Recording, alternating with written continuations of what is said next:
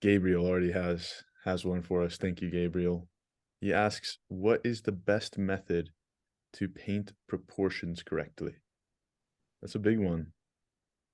Sure is. Um, oh gosh, where do we even begin? To paint it correctly. Well, Yeah, that's what is like correct? Should we yeah, try to make it correctly. nicer That's a or little improve bit it? subjective, Yeah. but you could say just to make it Like, good, perhaps, or if you want to talk about like making it good in terms of, the gold standard.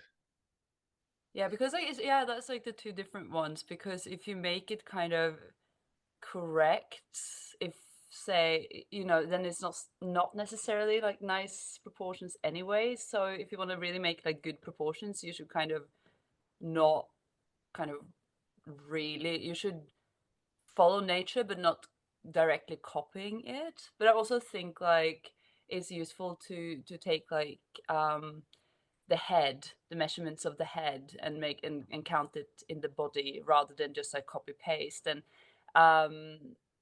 for me, coming from like the Florence Academy, and when we were in the life drawing room, and we Mhm. kind of did this site size where you have the model and then you have your easel and you kind of copy Yeah, paste. that's a lot It's very more. easy then to make the head way too big in Mm, relation to. So good proportions is about like everything being in a good harmony. It's kind of these elongated bodies work slightly better. And you see someone like Sargent, for instance, which is like the big hero at the academy.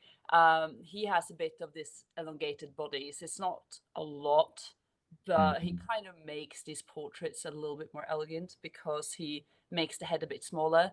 So I don't remember. Is it like 7 times? Is that like the golden or eight, 7.5, 8? Is it? I think Seven, it's 8 or 7.5. Yeah, something like It's that like that. that the I think 7 or 7.5 is like more typical academic approach. Mhm. So that's like maybe more true to what you see in everyday life, Mm-hmm. but 8 is idealized, like Greek proportions. It's the Greek, Yes. yes. And that makes it more elegant. And I think it's a Hmm. better harmony in a way. Because if the head is too big, everything else kind of seems a bit short and it's not really, yeah, not quite sure how to No. describe it. But I think like to really get good proportions is about relationship between all the parts and to really make sure that you kind of um find the head measurements and like use Hmm. that throughout the whole body. So and then if you use site size, for instance, like we're really careful about the head size and all, because also how we look at it, like we look at it like Right. that, and then you if you do the whole figure, you kind of have a bit of foreshortening. So if Yeah. you're also drawing the model, like Odd does this, he will drawing the legs, he will maybe raise you up a bit so you stand on like different level depending on where Yeah. he's working on your figure, which is kind of nice because then you see the body in a different way, and in a way it's like wrong, but then it's right Yeah. because it's wrong. If it, Yeah. like it's not naturalistic, it's not how you would see it in life, it's not naturalistic. Same way as a good Renaissance painting or sculpture could, it's not naturalistic in any way or form. It's Um, just bending and making it as good as you can without following nature but not copying it. it's not necessarily true, to like our everyday experience. It's not true to like the mundane, but in a way it's more lifelike when you do have the bending. Like it feels more alive, there's more Mm. movement, there's more Yes. um I I think lifelike observation when you're viewing the painting. Mm. It's like if you look at it with the model, you might say, that's not the model, but you have a Does better it matter? experience as the viewer. Yeah.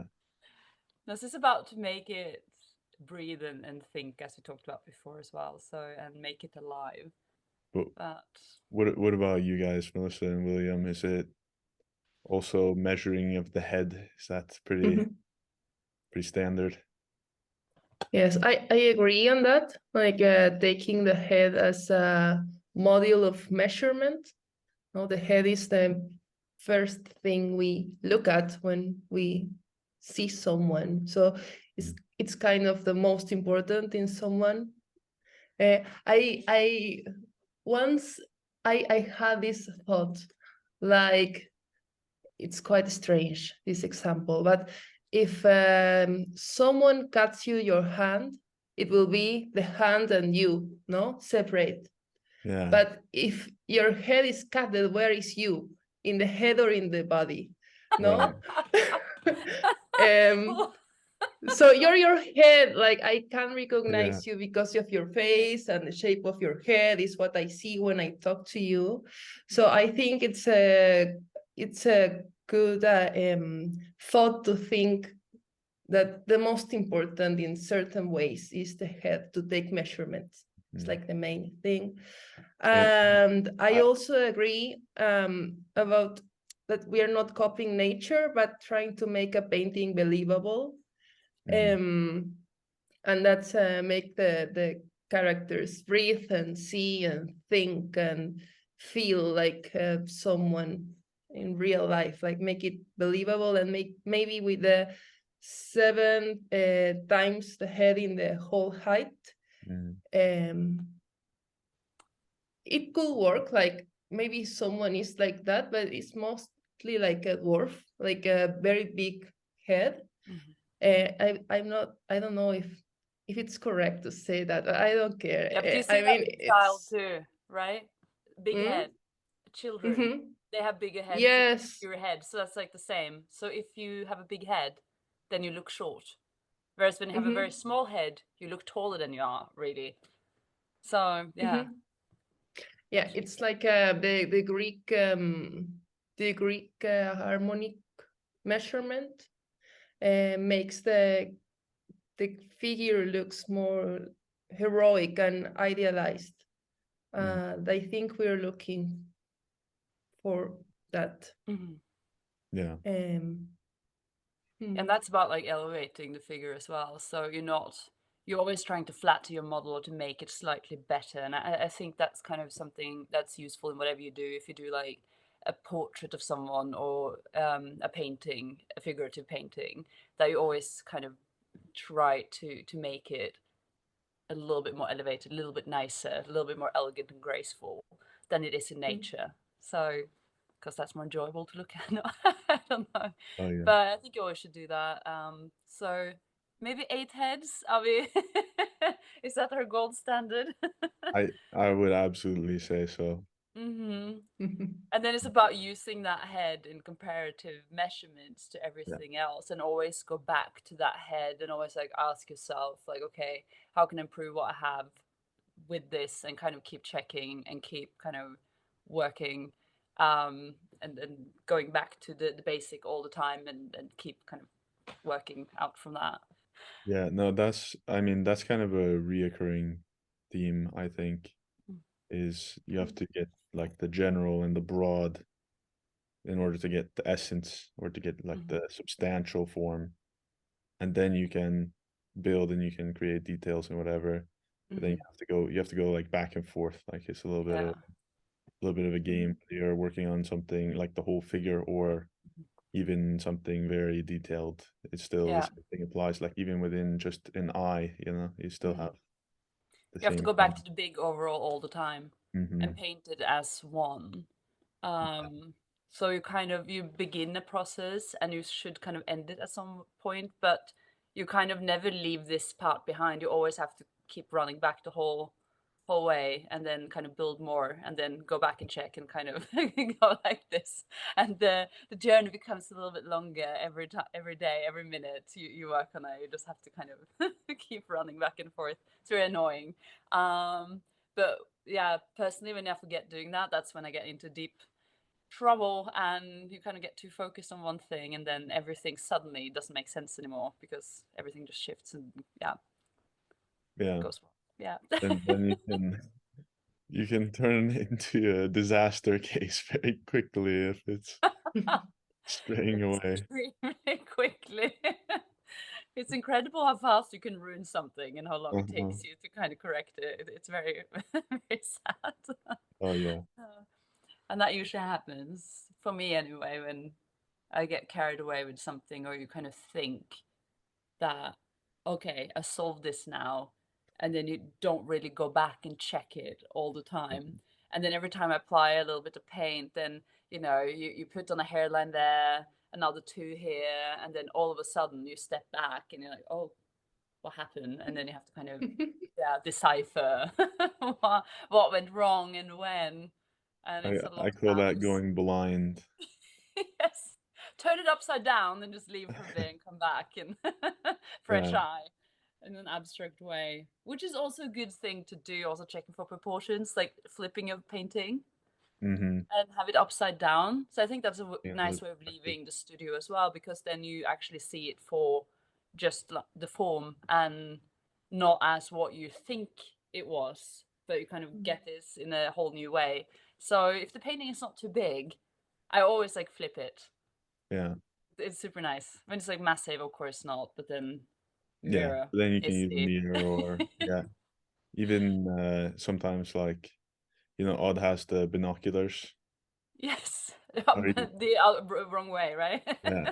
So you can see Yes. it miniature.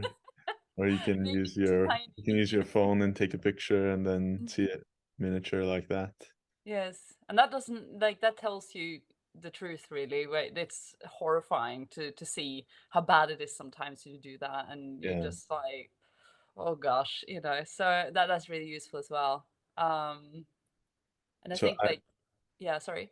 sorry, I was just going to say we should also, if you have any more points, you can share. But I was going to say we should talk about because he asked about proportions, and I was thinking about also, like, how do you paint the proportions of a face or of features, other like body parts, arms, legs, or whatever. I mean, is there some approach for finding proportions, even if it's not necessarily, just the body? Well, I think the same applies though, that you find something that you make your truth and you measure from that, perhaps. But also that also depends, like, do you have a model? Is it from imagination? Like what yeah, I don't know. Because if you have a model, obviously You have some your model basis. and their kind of proportions, and you somewhat have to follow that. But of Yeah. course, like, I think regardless, I think a lot of people, especially starting out, they tend to place the eye, like the eyes gets too high, so you don't really have room for any brain up there. Like Yeah. it's a kind of vast, like this section is kind of almost, I don't know, it's like usually half, isn't it?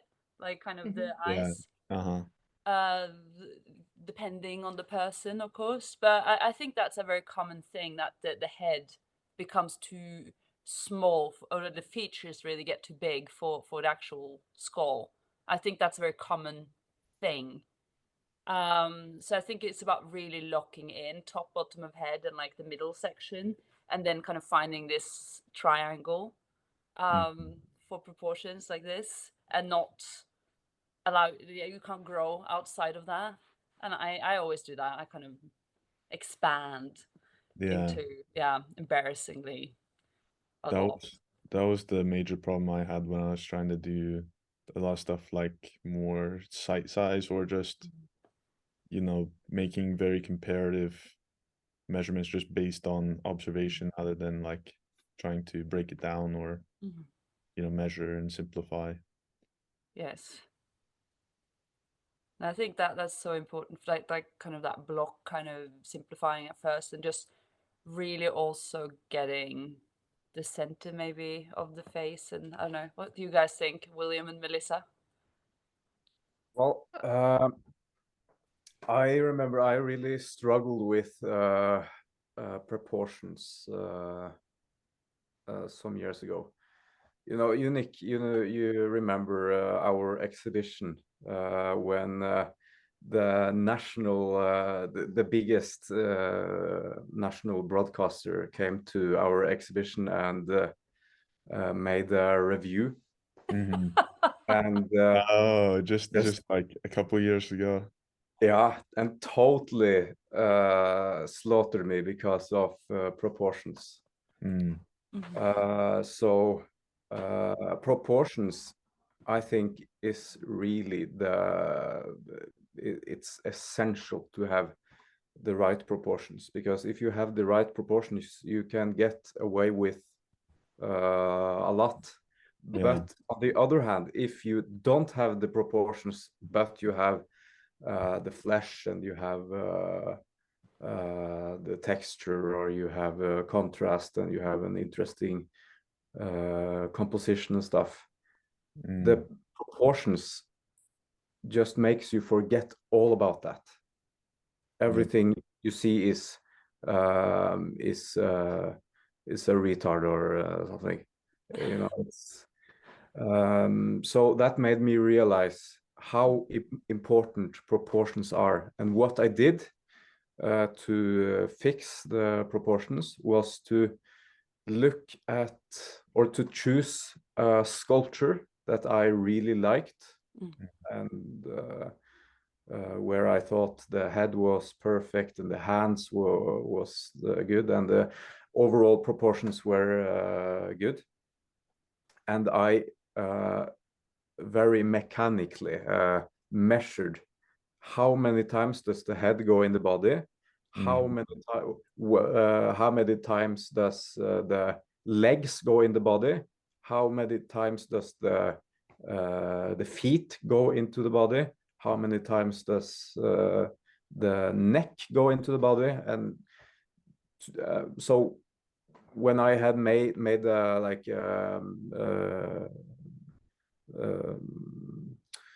well, I made a system out of it. When I started a painting, I would always start with drawing the rough composition and stuff, but then I would place the proportions perfectly. Yeah. How long should the head be if the entire body is 6 feet? Yeah. And just continue with that. To start with that, and then you can start making effects and stuff.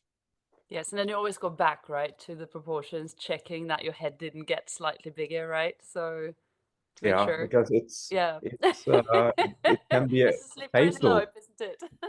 Yeah.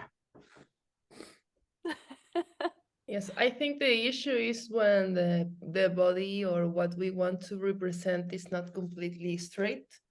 Like if there is a inclination, like forward or backwards, no, like if I'm like this, it won't be the same measurement. And there the proportions, I don't know if they are worthy or not, no, because everything will change. And I think that for those occasions, the comparative measurements are the best. Like take a look of how many times like the head in this position fits in, I don't know, the neck or the shoulders. Like it won't be the same as if we are completely straight. Yeah. I think proportions works when there is no distortion of the position, if that makes sense. Yes. And for that I use visual tools for observation, no, like comparative measurements, and also plums or plum. No, how do you say that? Plumb line. Plumb line. Yes, thank you. And also to measure the horizontal, like try to draw an imaginary horizontal on top of the model. So of course, I think to remember and to study and analyze the proportions are crucial. Like you have to know them to kind of know where is everything. But I also think that it's very important to have like a bag of tools to observe and to know how to observe and what to observe. And what to measure and how to relate that measurement with the other parts. So yes, proportions, of course, and also observational tools. Yeah, but Yeah. the I think observation part too is so good, as you say, because like also if something's not right, I think just to step back and not immediately run forward to do something is also super important, and just take your time to kind of actually assess what is not working in the painting, because sometimes too it's not what is obvious. Maybe it's something completely different, no? So it's so that kind of taking a step back and kind of looking at it and then analyze it without doing anything and just using the visual tools, I think that's also very, very crucial. Yeah. That's, you know, one of my favorite observations from watching Odd is when Yeah. he does that sort of thing, and he's like, he'll be sitting down for a long time, maybe having a conversation, you talk about some things, and the whole time he's just staring at the painting. Yes. And then the next thing you know, he's got a model, or he's drawing with chalk or something. Mm-hmm. It's like we've been sitting there talking for a while. You know, I'm thinking about all of these philosophical things or whatever we're talking about. Yes. And then in 2 minutes, he completely repaints a leg, and it's just like he's Mm-hmm. totally But that's totally all the time, visualizing it right? the whole time. Yeah. Every morning meeting is just you have to sit. He has a clear line of vision to his painting. If you sit in the way, you're like you have to move. You know, you know So what I mean? that's No? I think that's just a really I don't know, it's like you said that it might not be obvious, and Mm, um yeah, sometimes it really feels like that when you're painting, that you have to kind of hurry and like do it. mhm.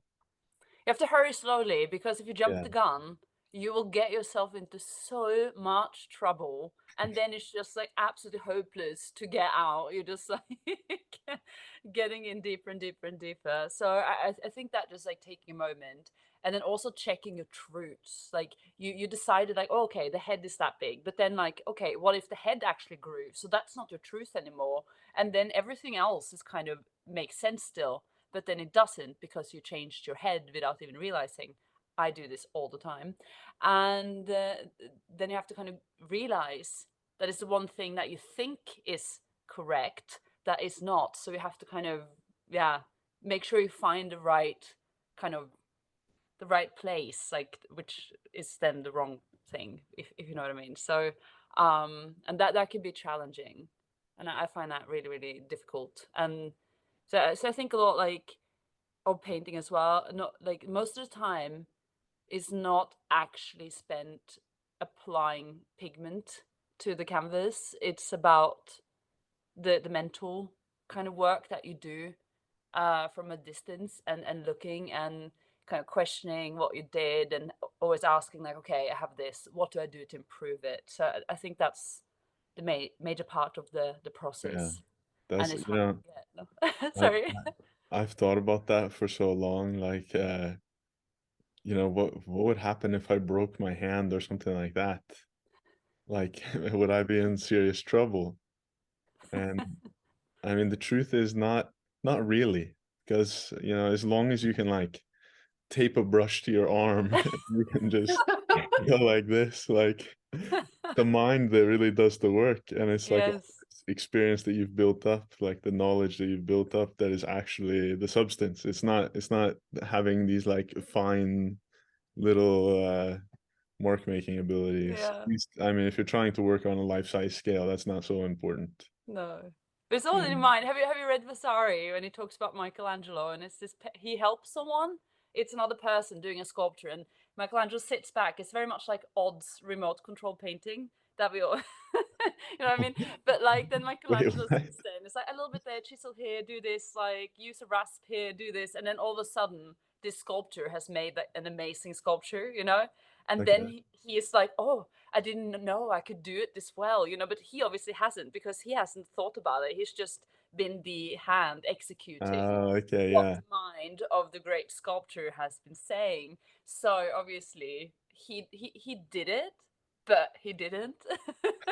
And then I think that's like a testimony to how much like mental work actually painting is. It's not mechanical kind of operation alone. It is really what is happening in your mind. No, I think that's a great, like, I love that Michelangelo story. And I always think about Odd when I read it, Yeah, because he's always asking, like, oh, take my brush, like, apply this and this color, mix this a bit darker, and go up and like a little bit to your right, a little bit up, down, and then you apply. And he's like, yeah, right. Like you it'll just be give here. them the formula. So then you kind of paint, but you're not. You just kind of um completely just not like thinking about anything. You're just like doing something that you Yeah. haven't processed, and still, then it turns out like great, and you're like, huh. But then you didn't do it, so yes, it was him without touching it. So yeah, I think it's interesting. Yeah. It's a fine line though. Fine line before you get into, Andy Warhol Oh, no, factory. no, no. We Careful still have to now. work on it. Yeah, yeah, yeah. No, you don't go completely there. It's the mind and the hand together. But you really have to have the mind and the skills, and you need to Yes. practice it and think about it. So I would never go into Andy Warhol and factory. Mate, no, no, no, no, no. So no, I can't do that. No, so yeah. But it's a It's lot yeah. like, So it is about the mind though. yeah, because you don't paint better than what you understand anyway. So, and I think that's what to take away from it, because to do a painting, and that's also with proportions, you need to truly understand what you're doing, what you want to achieve. So, how and why, and really kind of, it's not random in any way. It's not like happy accidents, anything like that. You have to really Yeah. be clear about it and understand it fully. And if you want to kind of um you know when we talk about like you have to be wrong to be right, in a way you also need to understand like what is actually right before you can do that, because you can't just like fast forward and skip ahead. You need to kind of learn it properly and fully understand it, and then you can take like advantage of the things you know, and kind of push it and pull it in directions to really get your message and composition across as you want it. Mm. And I think also talk about Michelangelo. I think when you see some of his sketches, you know that battle scene for the, I think it was the Great Council Hall, like in Florence, in the Yeah. Palazzo Vecchio. Yeah. Anyway, he's doing this cartoon, and one figure in the front is like really twisting. I mean, you Mhm. look at it, it's like really wrong, but he knows so well how the body is kind of wired together that he turns everything just like to the very border to, so Mm. it works because everything just rotates so beautifully. But there's no way a person can like hold that position or do that over a long time, because it's Right. completely rotated like this, and it creates so much movement, and just like makes our attention as viewers kind of go where he wants, and kind of he tells the story through that figure. And it's just like so well like thought out, so it's very impressive. I like that. Yeah, but you can't do that if you don't know your Mhm. anatomy and your proportions and how it's all kind of connected. Yeah, that's almost like at that point it's like you're just measuring and totally basing it off the fantasy. It's your imagination, right? So you put it together in your mind, and you're measuring and putting things together. But yeah, it's not copying life or nature in one Mm. go. You have to kind of Mm. make a collage out of it, and then really understand how it works. So I think that's, yeah, that's a really, really hard thing to do. Yeah. And we're all fooled by it. I believe it, you know. And then you start looking at it and like, it's not possible. It's like Yeah. a whole lifelong journey just to get there. Oh, Uh, he was like 26 or something, just saying. So when he did. yeah, So no. those Um, guys are incredible. That's insane. yeah. Well, he carved the Pieta in like his early 20s, and the David at Right. 26, 27. So Oh my gosh. so sorry to break the news. Very depressing. Well, hopefully I have a longer life at least. Catch up. No, but they have been doing this since, I don't know. Yeah, since they're like 12 or 6. Before that, Yeah, probably. yeah. Always. So yeah. That was Caravaggio was like off on his own in the studio when he's so young. Yes. But then he did all his amazing pieces and dies early. So I mean Yeah. he was pretty, yeah. So we have a lot to live up to, guys. So rolling up our sleeves. I have one thing to say here, for everyone listening. The workshop that we're doing with this wonderful group here in Florence, October of 2024. If you guys have heard about that, the tickets are on sale. You can see it. I'll put it's Kitsch Painting Workshops.com. So I'll put it in the chat. And there's a code right now. So until December 1st, this is the only sale that there will be. If you missed the early bird special, this is the only sale that's gonna get you lower prices again.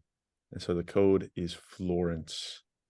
So from now until December 1st, it's a 10% discount, which is pretty substantial. So I just wanted to make sure all you guys hear that, because it will be shared publicly.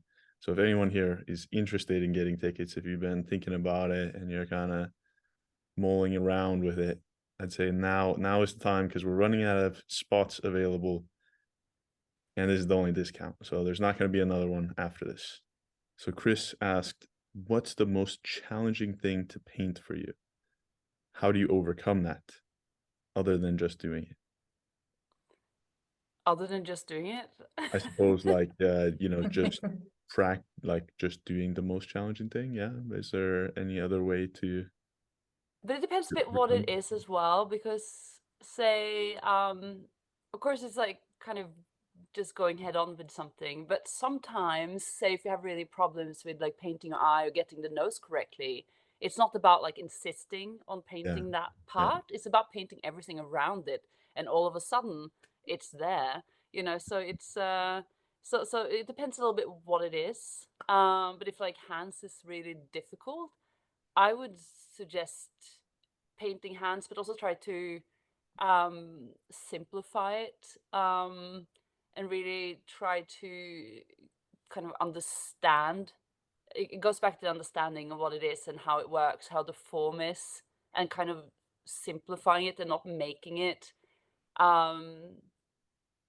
Because I think that's the main problem when something is really challenging, is that we kind of think it's very complicated, and then we see all the difficult things instead of stripping it down and just taking one little step at a time to do it. So I mean, like, what's not hard to paint anyway? I think everything is like a big challenge, isn't it? It's like really hard. What do you think is the most difficult though, Kristine? To paint? Uh-huh. Ooh. Oy, oy, oy. No, it depends a little bit actually, but it can, of course, it is just the human figure is hard because we all know it so well. So to paint that convincingly and make people actually believe in it, I think that's the hardest thing, and that goes back to proportions. And everyone, no matter like their background, education, or anything like that, like can spot if it's really off and wrong, because it's about like recognizing ourselves in it. So no, so that's like the hardest thing, to kind of get that illusion happening, making a being that people believe in. And everything doesn't have to be correct to kind of forge this kind of illusion, but to make that kind of believable and that people don't question it, or it's like, you make like the illusion of life. I think that's like the hardest thing. But of course, I struggle so much sometimes with proportions, getting it right, things grow, kind of keeping it and containing it. I think those things are challenging. as well, and I always have to keep going back to that. So it can be like anything from just keeping the eyes the right size could be a nightmare personally. And when it really starts going south, it goes badly, and then So it's horrible. Yeah. would you say it's just like the eyes in the portrait or the eyes alone? No, it's just like in the actual proportion. So Yeah. I think the hardest bit is to get the structure and the basic elements underneath, because like everything else, like the highlight and stuff, that's not that you just place in the end. That's just the little embellishing kind of.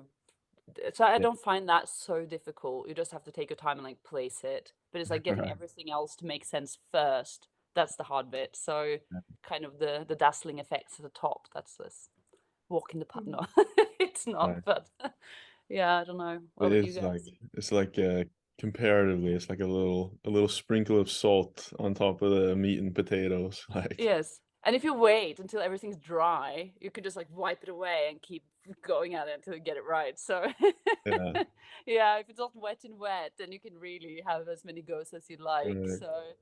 Um, so it's not like fine. So yeah, it's about getting everything else and the big kind of proportions, and so I find that hard, and it will always be hard, and that's the hard. Yeah, I don't think that will ever be super easy, because if I don't pay attention to it, it goes wrong immediately.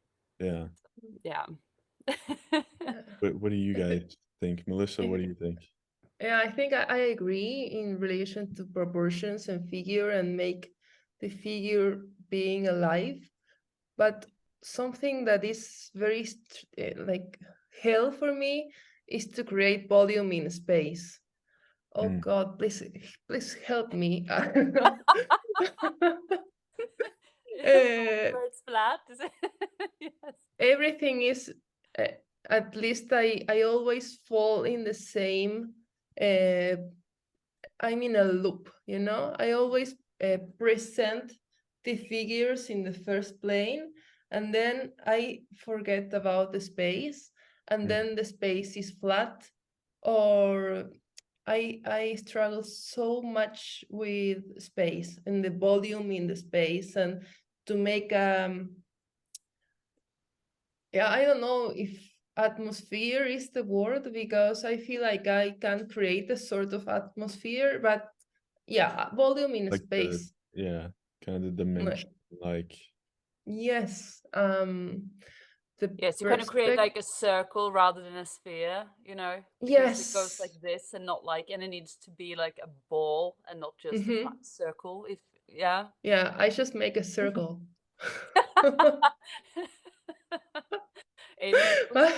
All my paintings are a circle, not a sphere, and I struggle so hard with that.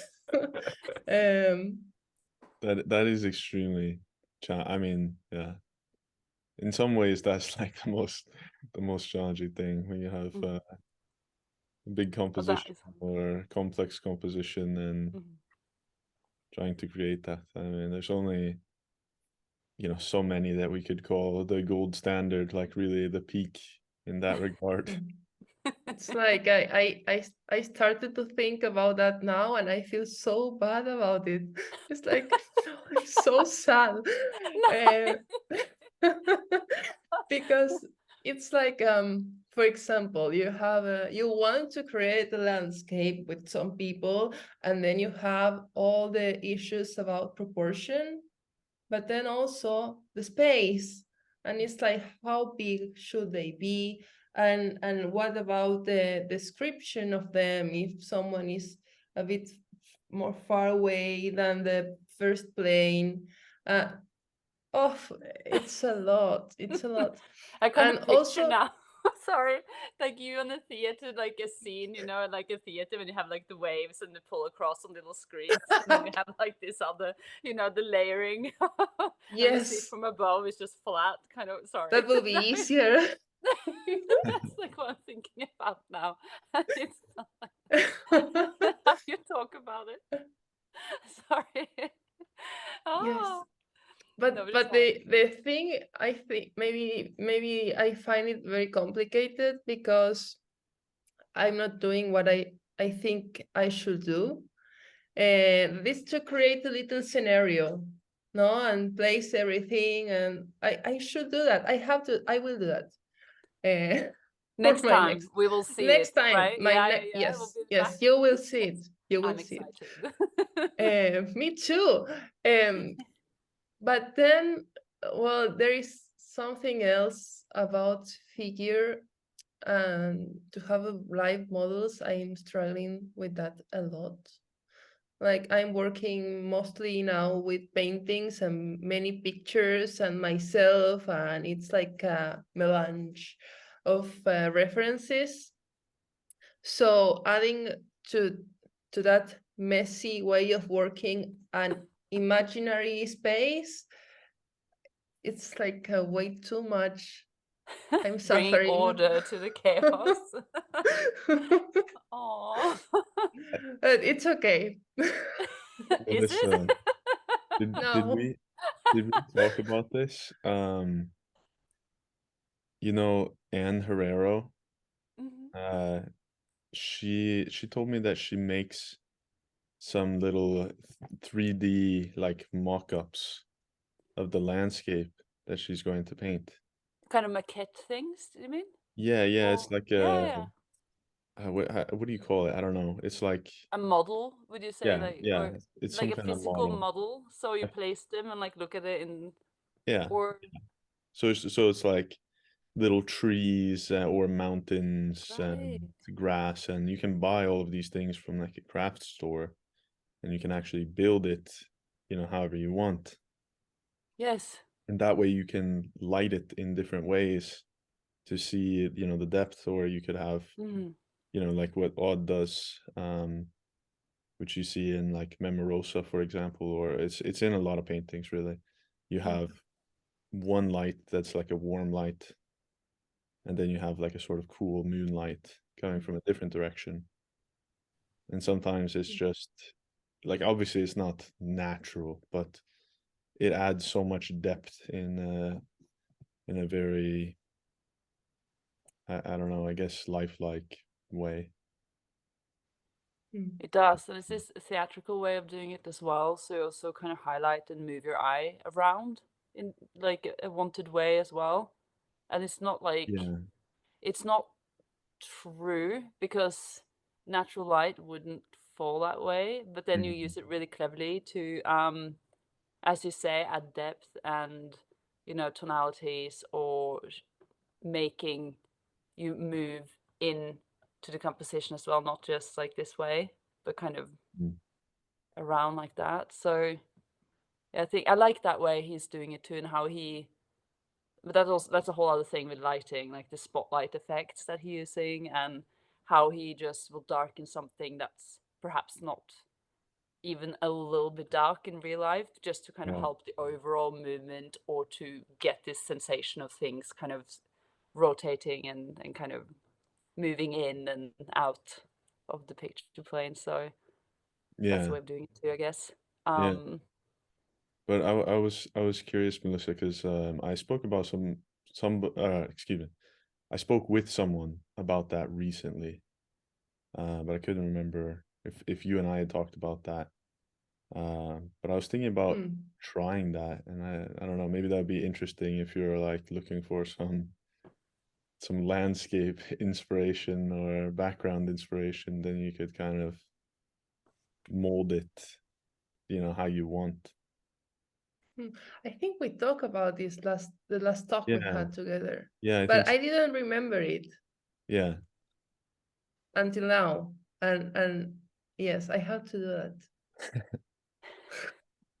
I will send you for Christmas a little Trees.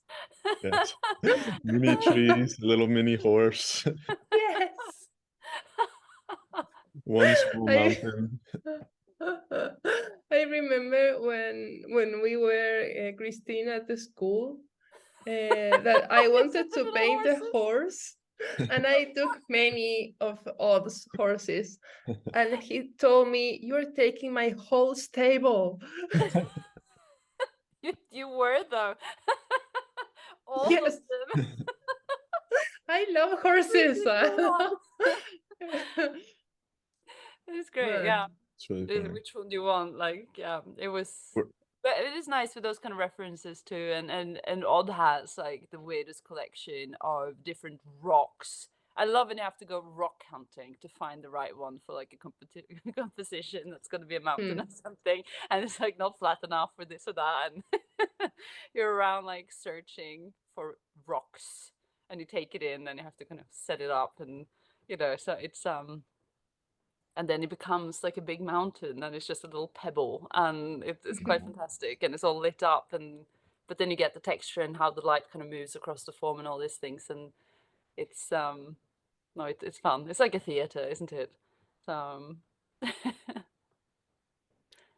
William, what do you have to say about what's the most challenging? I don't really have anything to add because I think we struggle with the same things. I'm working now on a painting of a wood nymph in the water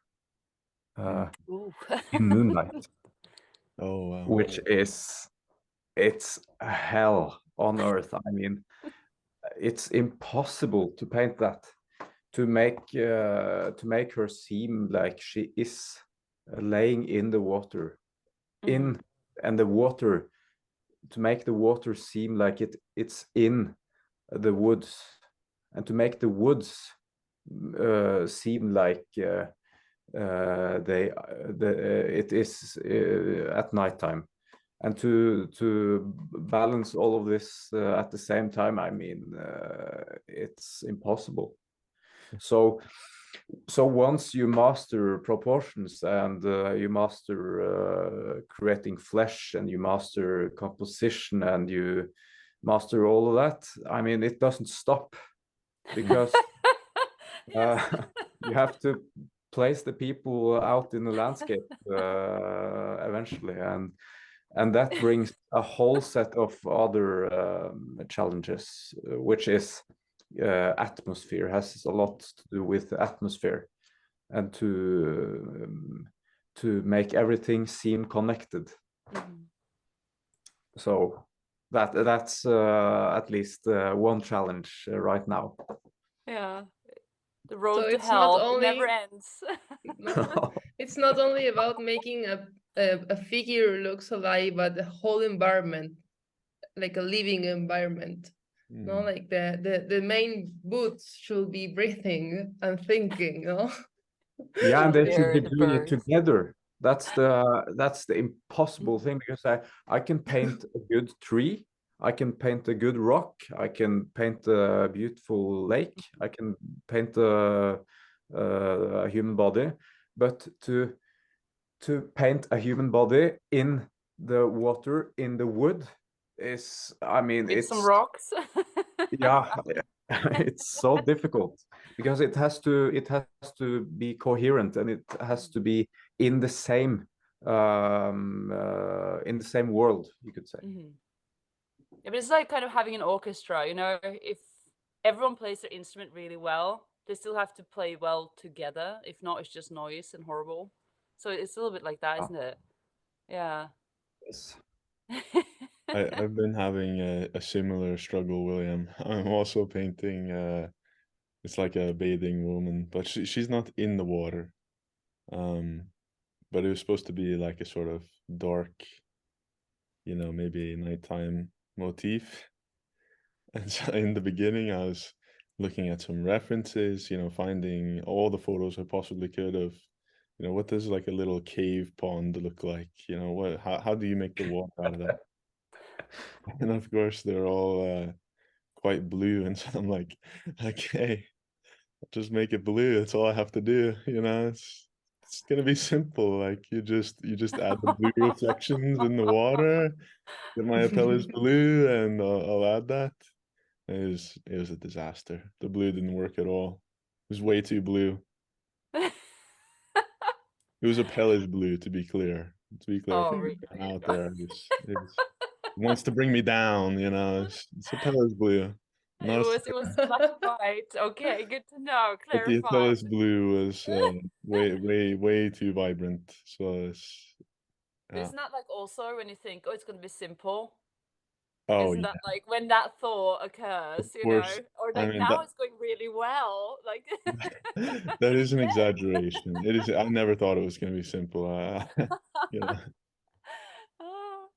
No, I guess yeah, I find that when you start thinking these things, or like especially that like when you feel like it starts going well, you kind of get a feeling like, oh yes, oh, now finally. Then it's like walk away from the easel immediately. Just put yeah. down your brushes and just So It's because when that thought enters, then you're doomed. it Yeah, won't take many seconds before you're it in a is. very bad, at least me, in a very bad place. Yeah, Yeah. it's very funny though how you can have something so clear in your mind, Mhm. and it's like nearly impossible to translate into the canvas, at least in the way that you would expect. Yeah, but I think you have like a concept or an idea of it. You don't really have the Yeah, image resolved in your mind, but you kind of think you do because yeah, you kind of, the idea is there and that feels finished. And you know, like when you start a painting too, it looks, the first few lines, you kind of feel like, yeah, this is going really well. And that's because like your head is yeah, finishing the painting because you know what it should be in a way. So then it kind of makes it nice. And then obviously the more you put down, the less your mind can kind of trick you into thinking it's good because the lines are there. And then, and then you just descend to this the world of the dead, no? And yeah. in the darkness. And then it's all about getting up again in the light. And most of the time it, yeah, doesn't happen. No. So I don't know. William, for Christmas, I will send you some little trees and a little cup of water.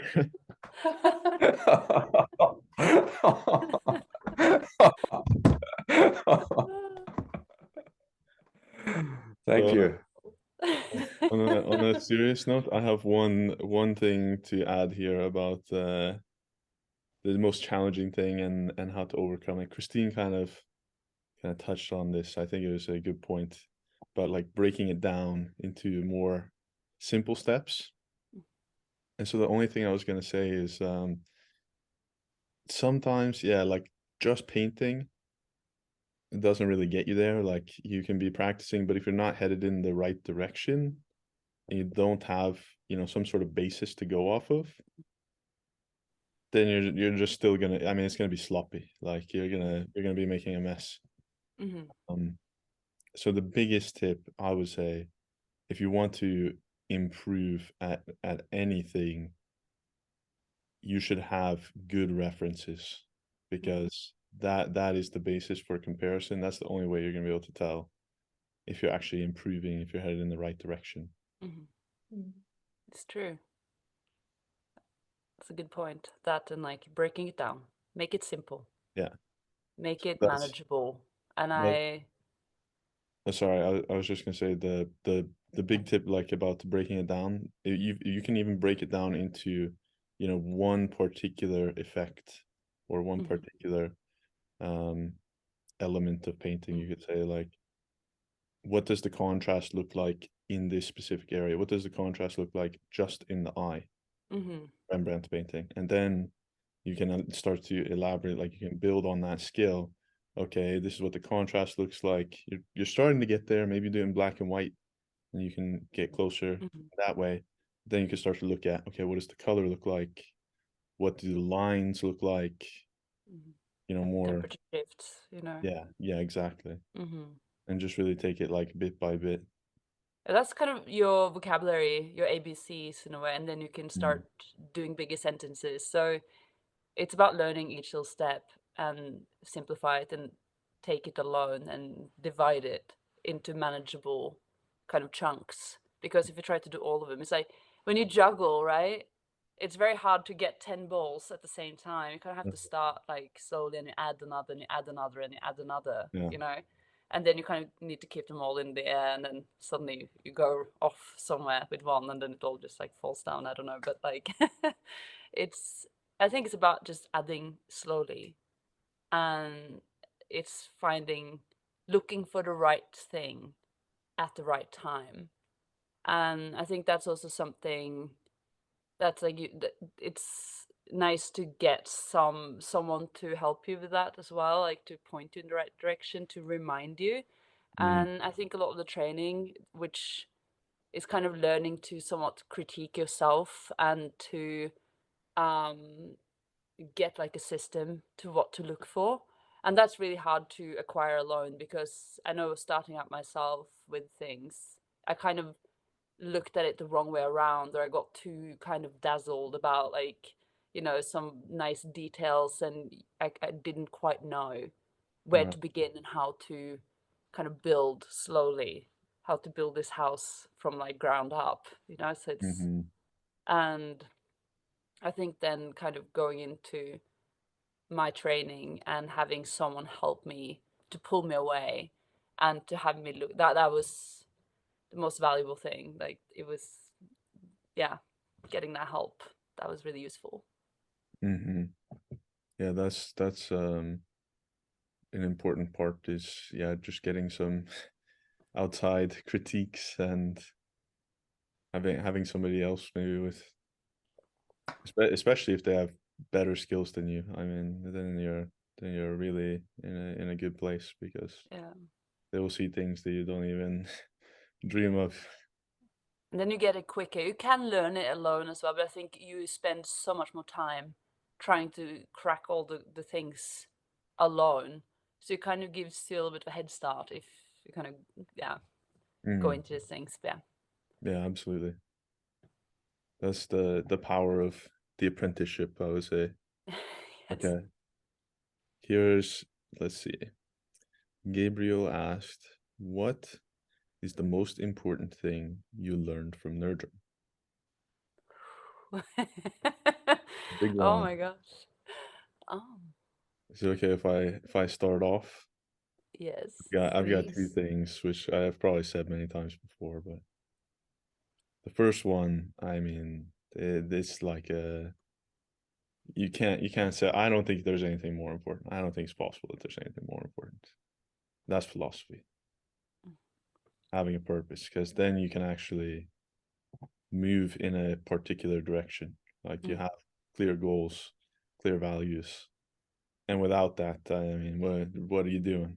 You're just kind of aimless. So to me, that's like mind-blowingly foundational. But that was shocking, wasn't it? Coming in, Yeah. it's like, Oh yeah. I remember my first meeting with him, and he just like asks me, okay, why do you want to do this? Like everyone's against you. Like, what's the point? There's so many bad paintings in the world. Why do you want to paint? You know? And it's just like, I don't know, you know. So and kind of rethinking, because also that moment is shifting from just like trying to get the shell like of something, if you know what I mean, like getting a nice kind of surface on your painting, like just getting a still life, say, that looks like a still life, but then it suddenly became something different. It wasn't just about capturing the likeness anymore. So it was really quite revolutionary for me to kind of hear how he spoke about it, what it meant to make a painting, and with the philosophy, as you're saying. I think That's very powerful. complete like mind blown within the first few days, and you were there. So Yeah. yeah. So no, so it's just coming in and completely rethinking your values, why you're doing this, what it means to make a painting, and why should you make another one, because as he says, like, it's so many bad paintings in this world, should you really like make another, and like what's the purpose of it? And And that was like, what's the purpose of making it? What do you want to say with this painting? That was kind of new to me. And it's not about like finding a voice as you do in art school, like express yourself, but it's like, it's about the object in itself and not you, or it's about like that very thing and what it should do, the purpose of it coming into this world. And that was, yeah, that blew my mind. I also thought this was really incredible, which is really about mindset, I suppose. It's not actually about painting per se.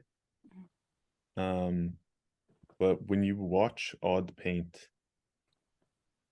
he's like fearless, just completely fearless.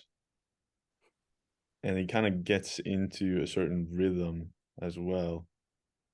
And things happen very quickly, which you don't have to make things happen quickly, but he paints like a master, you know? Mhm.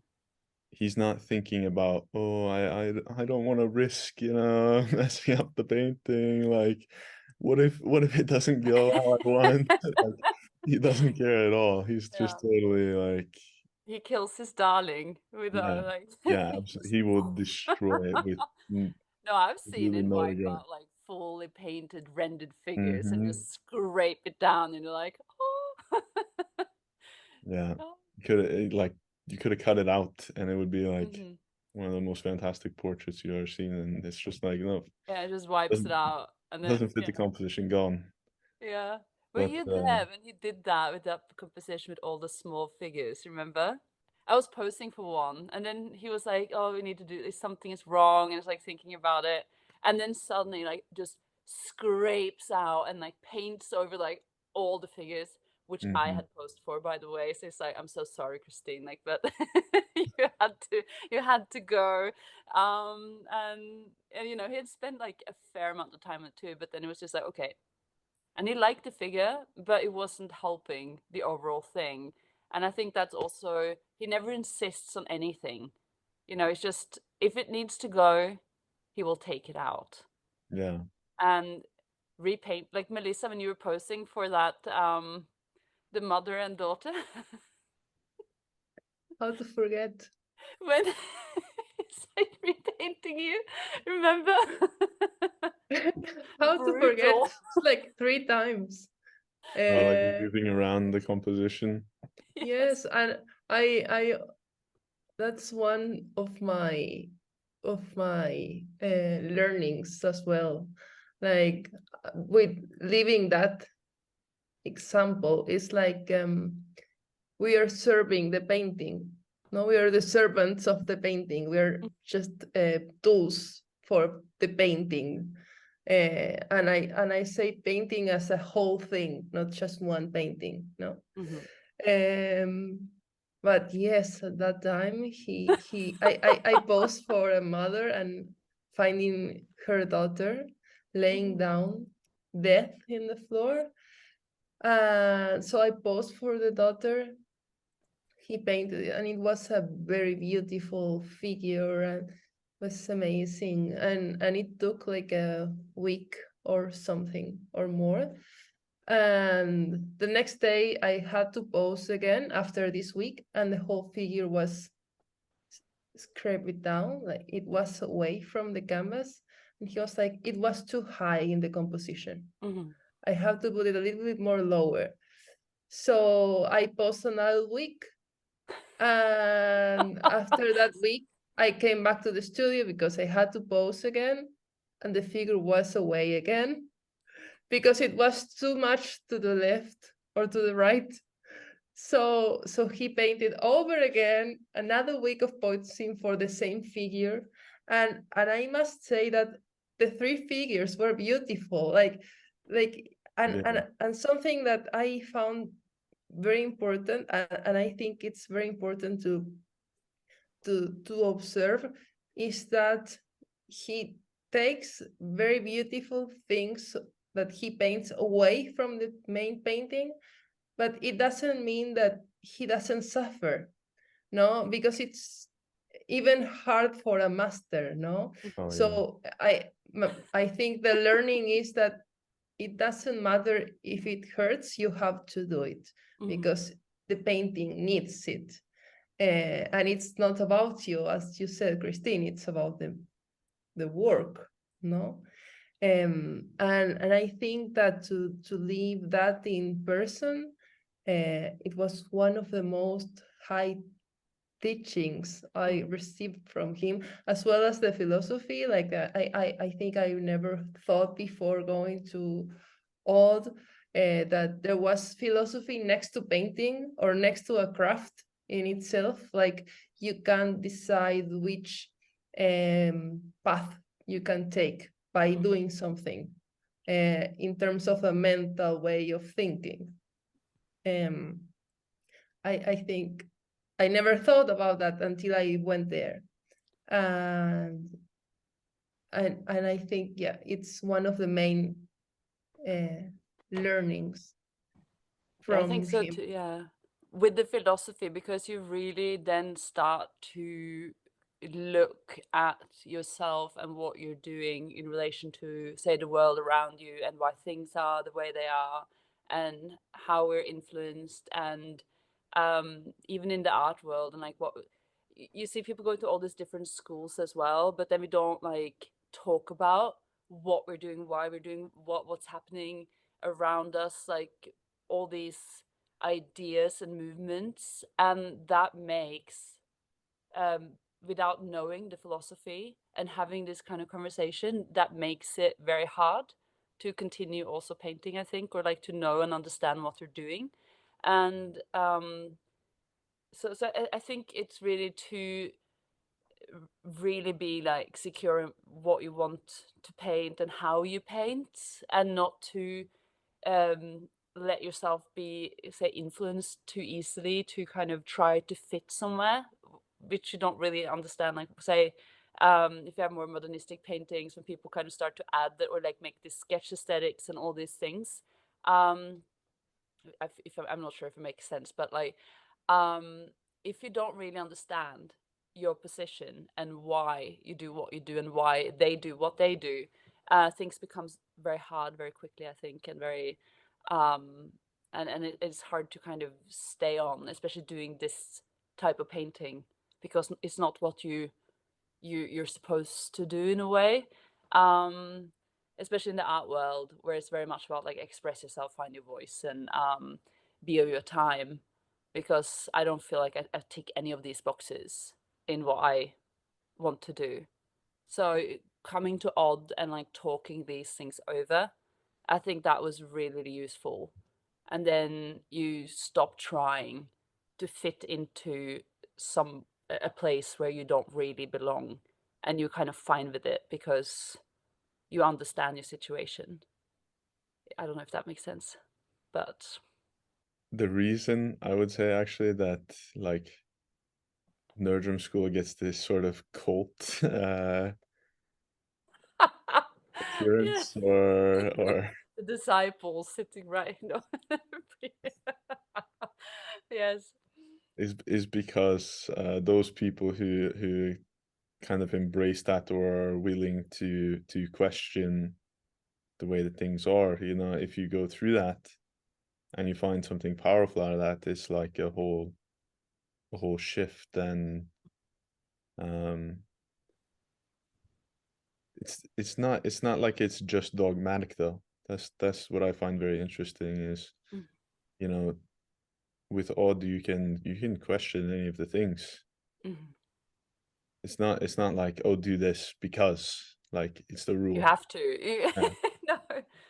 It's like, do it because this is how you make, or he doesn't even say that. I mean, he doesn't say do this. It's just like, No, he never tells you what to you do, do. does he? He Yeah, just talks about things and you take what you want. yeah. And so And you can it's not question it like and doctrinating you. yeah, exactly.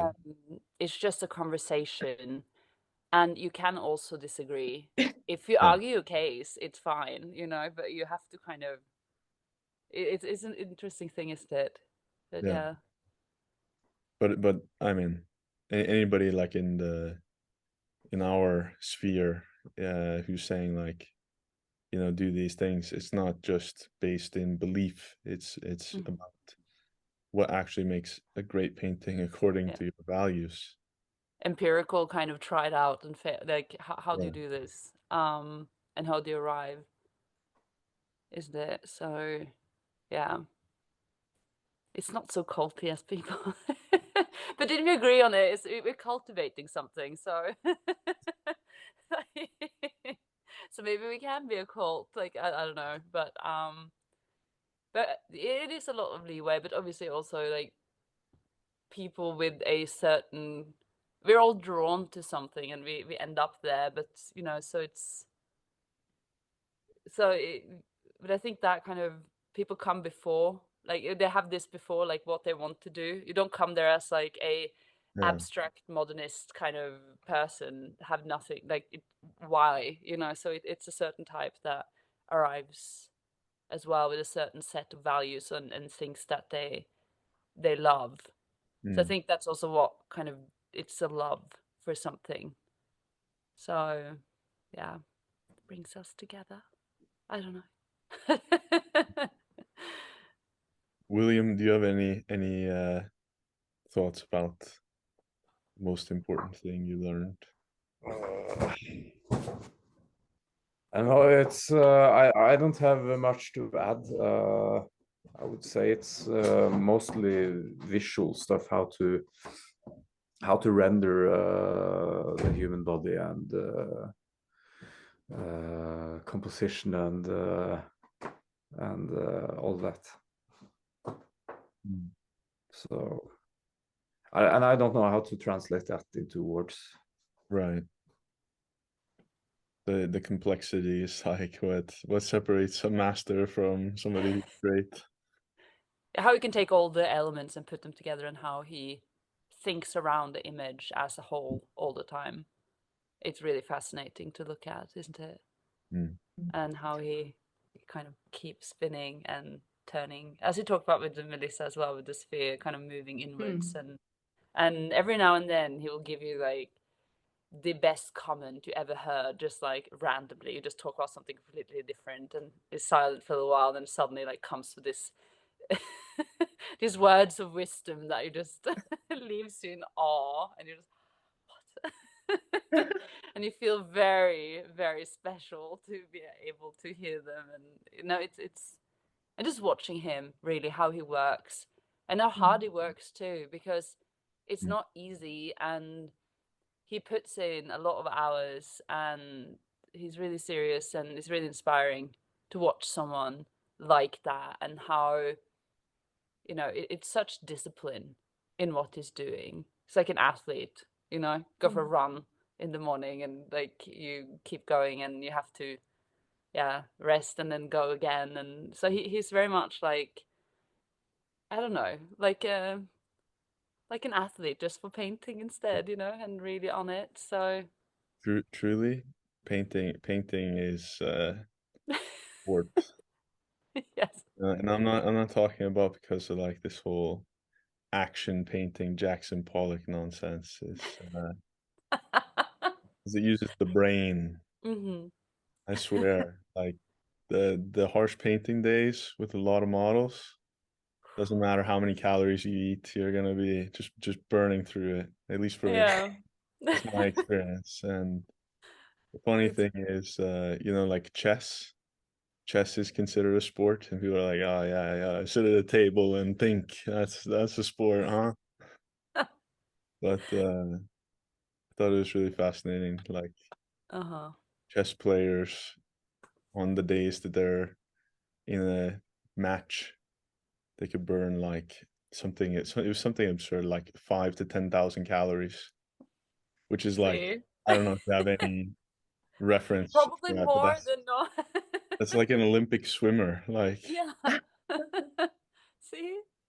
So it's, it is really. So it's crazy how hard it is.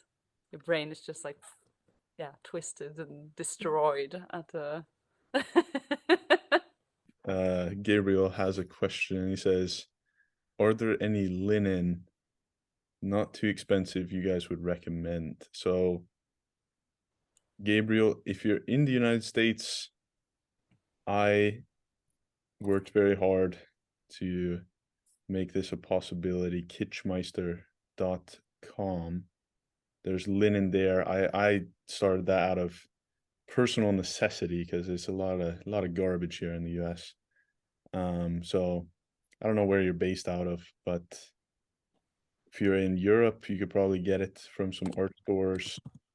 If you're in the US, Kitschmeister, it's so much better priced than anything else around.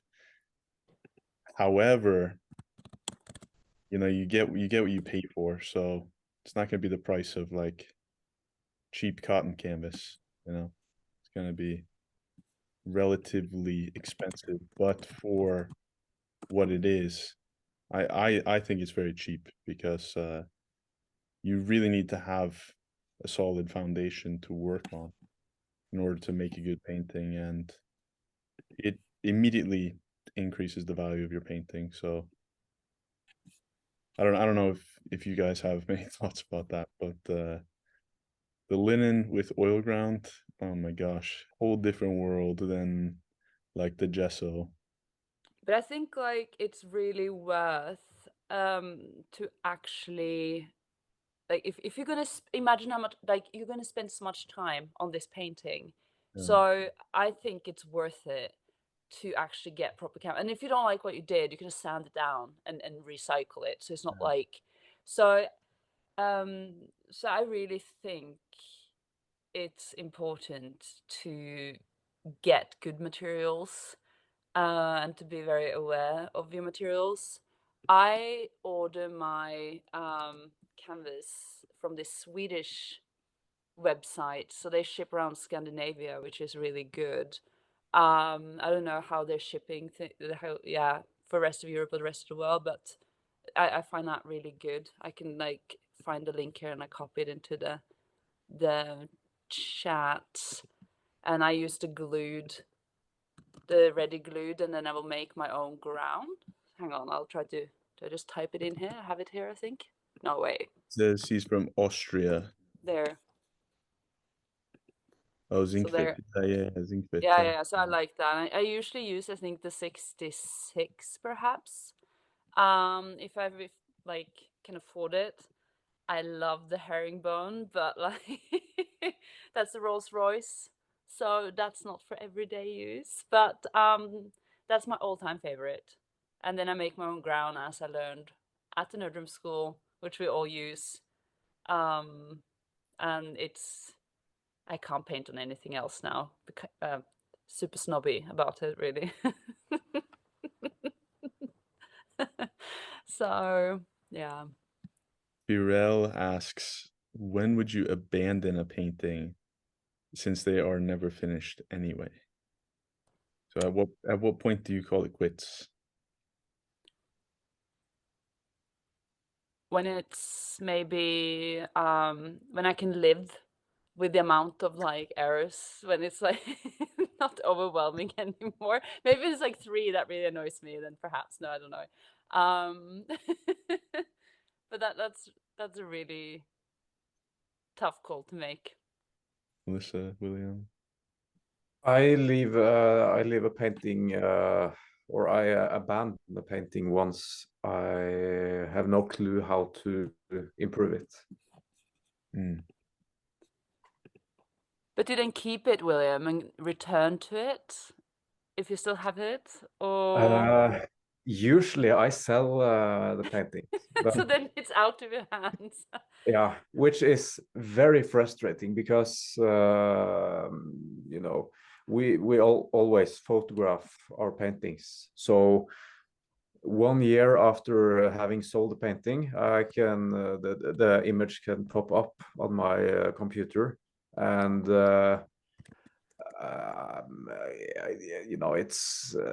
it's hell because you have no opportunity to burn it or to improve it. But if I do not sell, I usually completely paint over it, paint a new painting on top of that old painting. Yes, I think I relate to both of you. Like when I can live with that painting in my studio, I don't think it is finished because after a while maybe I can see some things that I want to change. But I consider the painting completely finished when it is far away from my hands.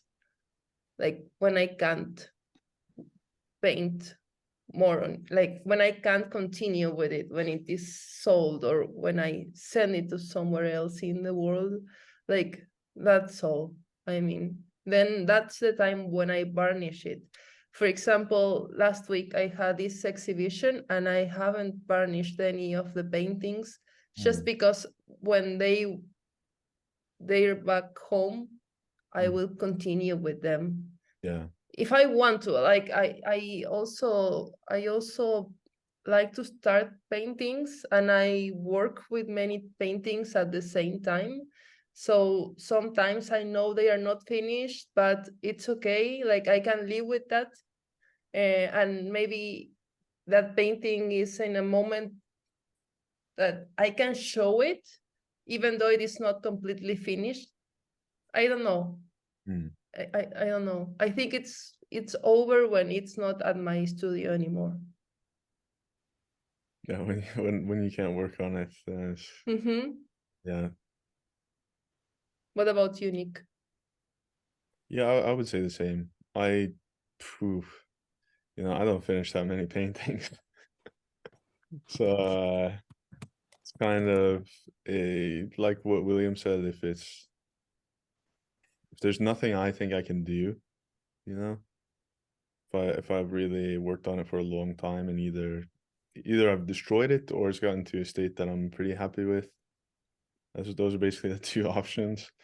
And sometimes I leave things sitting around for a while too. If it's like, well, there's probably something I need to do, but I'm not quite sure. Then sometimes it's good to set it aside for at least a week, or if I'm working on something else, I can work on the other thing and come back to it.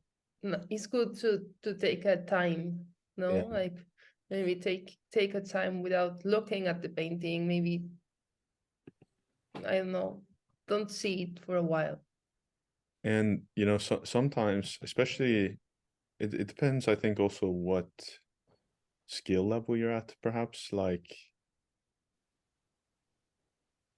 if you're just starting out and like you're making your very first paintings from life, then you're probably not going to have many that are like in an extremely high level, but it could be maybe finished according to like what your abilities are, you know? Does that make sense? Yeah, it's always like that, no? Yeah, I mean, it's like once you look back on it, if you look back on it 2 years later, you're like, what the hell is this? It's like Rembrandt said something, hang on, about that a work is finished when the master's intention has been realized in the work. And I think when you've gotten what you wanted, then you can kind of stop, right? Yeah. So then it's resolved. Sometimes I think it's worth revisiting as well. Like if there's something which you basically destroyed. But that's like Titian, isn't it? He painted something, flipped it around, put it against the wall as it was like an enemy, and then he left it for like half a year, 9 months, a year, for a long time, and then he would turn it around and start reworking it because you got such a long distance from it that you would see it you would see it as it is and not with your preconception, like your idea about it. And then But he kept on going. what I mean is like you could even make a whole new painting. Yes. Because the odds are, like, if you're making some paintings and maybe your skill level isn't quite there yet, but it's like a motif that you think is very powerful, the odds are that you're still going to think it's powerful if you try to do it again, but you try to do it justice and like do it better, then could be worth trying the same thing more than once, because you'll gain skills through the process and be able to maybe give yourself a better chance as well. Another question about varnish. Which one is the best? Semi-gloss, gloss, matte? I suppose the main ones is gloss and matte, and then you have satin, which is like the mixture between the two, and you have also retouch varnish. But personally, I would say you should only use gloss. I don't know what you guys think, but I think that's pretty standard. I don't know about the whole retouch varnish business. I'm not a believer. No, I know about the retouch varnish, that it's not a protection for the painting, but it only helps to make the brightness and the colors comes to life again. Because as we work with a very reduced palette, all the mixtures are broken. Like all of the colors we are using are broken. It's not like as many mixtures you make, the color gets more and more broken. And that's make that when it gets dry, it loses all its brightness and shyness. So with the retouch varnish, what you get back is that, like the colorness and the brightness of the oil painting, but you don't protect it at all. It's like not a varnish. Do you use it, Melissa? Sometimes, well, for example, for the exhibition, I use that because I wanted the painting to look okay, like nice, without like opaque places and shiny. It's like with all these spots, very how do you say it? Sunken in, yeah. The sunken in kind of. Exactly. So I use this retouch varnish to make the whole thing look like the same, like a. No? As it was freshly painted, right? Yeah. Yes. But it doesn't mean that it's protected. Like the main task of varnish is to protect the painting, like to put a glass on top of the oil. But yeah, with the retouch, it doesn't happen. But you don't use that in your process of painting, because then we add a lot like layers in between your paint. So it's just for like in circumstances like the exhibition, when you are going to show it, to make it look kind of bright and saturated and fresh, right? Yeah, you don't maybe use it when you're working in between. No. Maybe when the painting is in a very advanced moment, like I'm almost there to feel fine with it, and I just want to see how it looks like in a complete, like a unity. So I use that to make the painting looks like a unity in itself. And then I know I don't work like blindly. That makes sense. Yes, you just want to see your value relations and kind of what colors you have. Yeah, makes sense. What do you do after that, though, Melissa? Do you paint on top of it, or do you remove it? No, you can work on top of it, because it will become a part of your paint, no? When you paint on it, it will kind of mix in somehow. I don't think that's good. I don't really know the whole chemical process, but I know that you can work on top of it, because it doesn't isolate the painting from the environment. Okay, so it doesn't like create a film in between. It kind of keeps. Yeah, I don't know how this. I never use it, so The problem from my understanding, just with there's a man I know who he's super involved with mediums. It's the guy for Chelsea Classical Studios who made all their recipes. I don't know if you guys have heard of that. It's pretty popular here in the US. It's what I use for mediums, but my understanding is that it's still a problem because the retouch varnish is going to be dissolved with solvent. Well, yes, it happens. I recently sold a painting, and I didn't want to varnish it because I don't really know how to use varnish. I must admit, it's like I always have trouble with varnishes, so I just put on top of it retouch varnish. The issue was that the painting had excess of oil, so it had some drops of oil that had some dust on top, like inside the drop of oil there was dust. So the man that bought it asked me if could I remove that, and I put on top of it retouched varnish, so I didn't really know if I could. But then I told him, okay, I will try. So I just removed the whole thing with the turpentine. So that's why I'm saying that the retouch varnish is not protecting the painting at all. No, but so that's why I've seen a lot of people, like it's kind of almost a trend. It seems like I've seen a lot of people on the internet will use retouch varnish and then paint over top of it. But the problem if you do that is that then if you're adding solvent or just having that underneath your paint, it reacts, no? Yeah. So.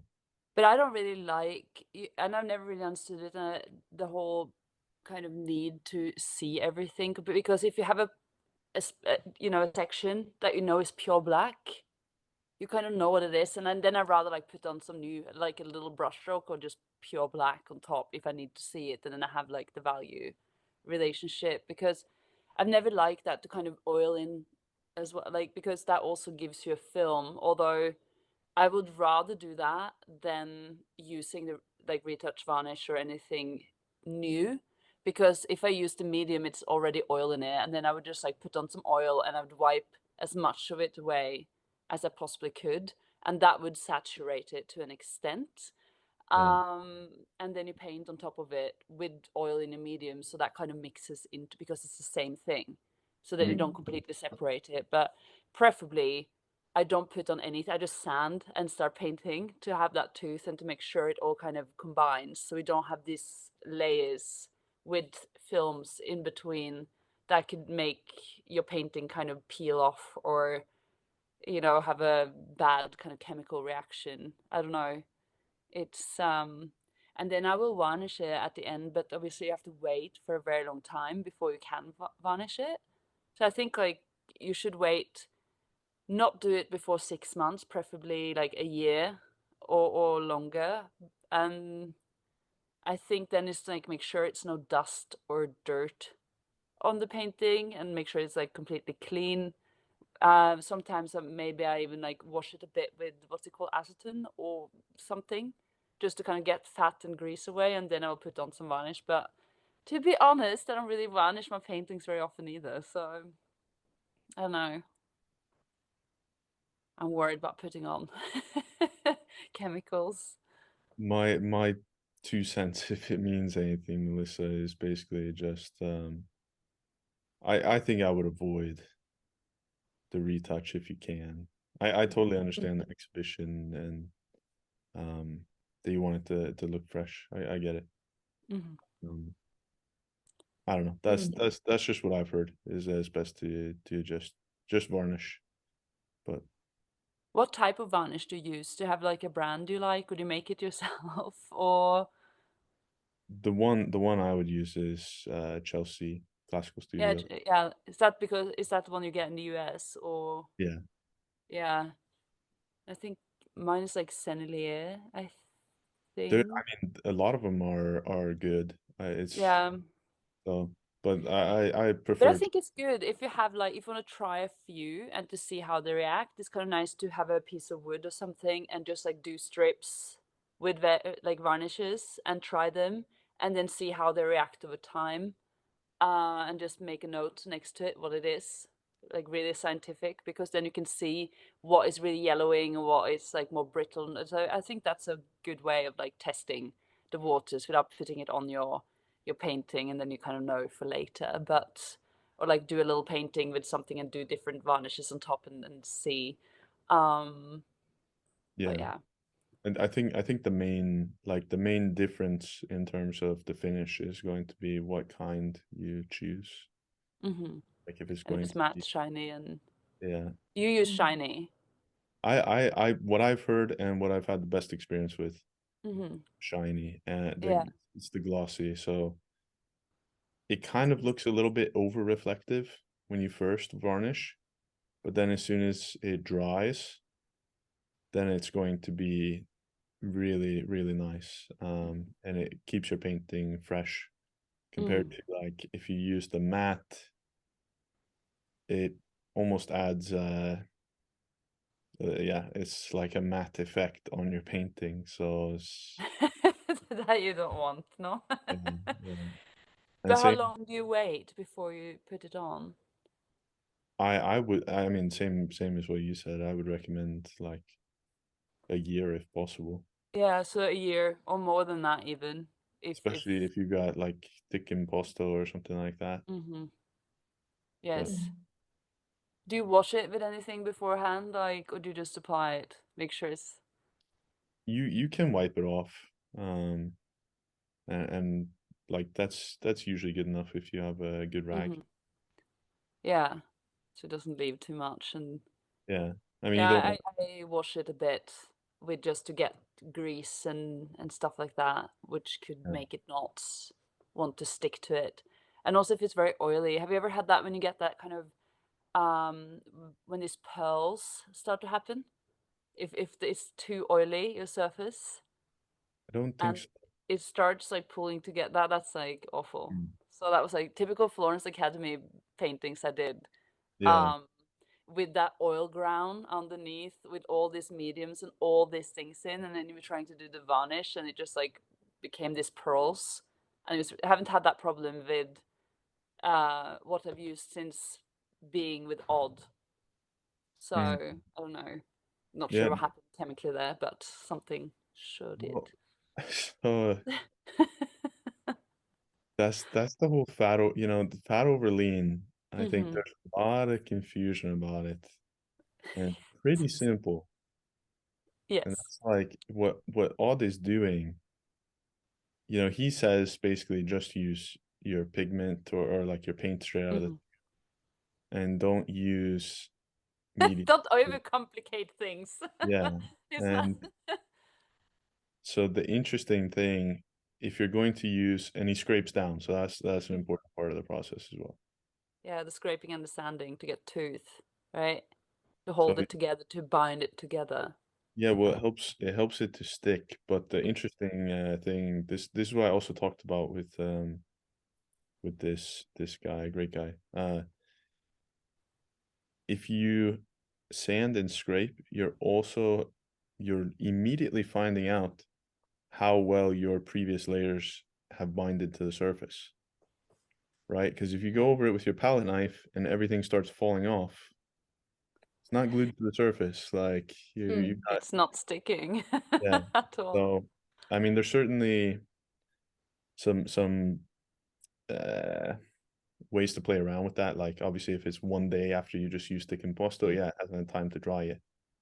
But if you've let it dry completely and it's still like just flaking off just with a slight scrape of your palette knife, Mhm. it's probably not Don't sell that the best paint. thing possible. Yes. Yeah. Then it's Which, like a bigger problem, isn't it? Yeah. well, not necessarily. I mean, it could just be very superficial, like it's just on Yeah. the top layer. But that's the whole point of sanding and scraping is to make sure, okay, get rid of that Mm-hmm. garbage that's on the top Yeah. and make sure you also have something for your next layer to stick to. Yeah. And then it's going to be like it's all just like literally glue. Like you can't do anything. Really worked into each layer is just really, really locked together. So Yeah. it's not like many sheets of something. It's Exactly. just like completely just merged Yeah. from beginning to end. So And then unbreakable. if you do want to do anything, like you have to use sandpaper because that's the only way to break apart the surface is to like Yeah. And that's what we do with that, right? It's like breaking the surface to make it hug together. You know? No, it's good. It's a good way. But the fact we lean to is like, I think just keeping it simple, not like adding too many different types of medium. And I remember that also from my days at the academy, that people were like making they measured out like from turpentine to like more and more oil in like little jars. So they had like day 1, day 2, day 3. It's like it's not gonna help you. And it's just like, and they will start off painting only with turpentine, and I don't get it. Why paint with oil colors if you're gonna make it into water? You know, it's just makes no sense to me. And then they would mix up all these jars and keep on going and forgetting all about the actual painting, and it would sink in, and it was too much. And it works so much better just to have a few things and just scrape it down, keep it thin in the beginning, just with not impasto you're painting on the first day. It's and just work your way out. And it doesn't. I mean, it also doesn't matter. Like you can build up as much as you want. Yeah, You could practically build a sculpture.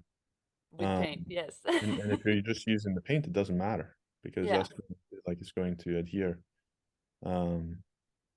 But it's like with the oil, it has its purposes. Like you should be using it for what the advantage is, and not just like just because you think you need to add it. You can always stay lean. yeah.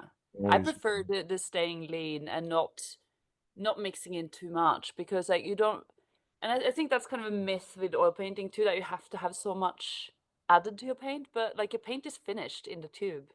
Yeah. You don't really need any like much else. So no, I think keep it simple. Everything from how you build up, how you think about it, like simplify. It's all about kind of keeping it just moderation, isn't it? And simplifying, and yeah, it's how I like it anyway. Agreed. Amen. No. Is there any more questions? I think we're out of questions. Some people said thank you, and Like photography, when was that? Like someone asked about photography. oh, there was something about photography. Yeah, is it? Good eye, good eye. Sorry, on more. Some Yeah, stuff. it's from Okay, like. I'll read them both.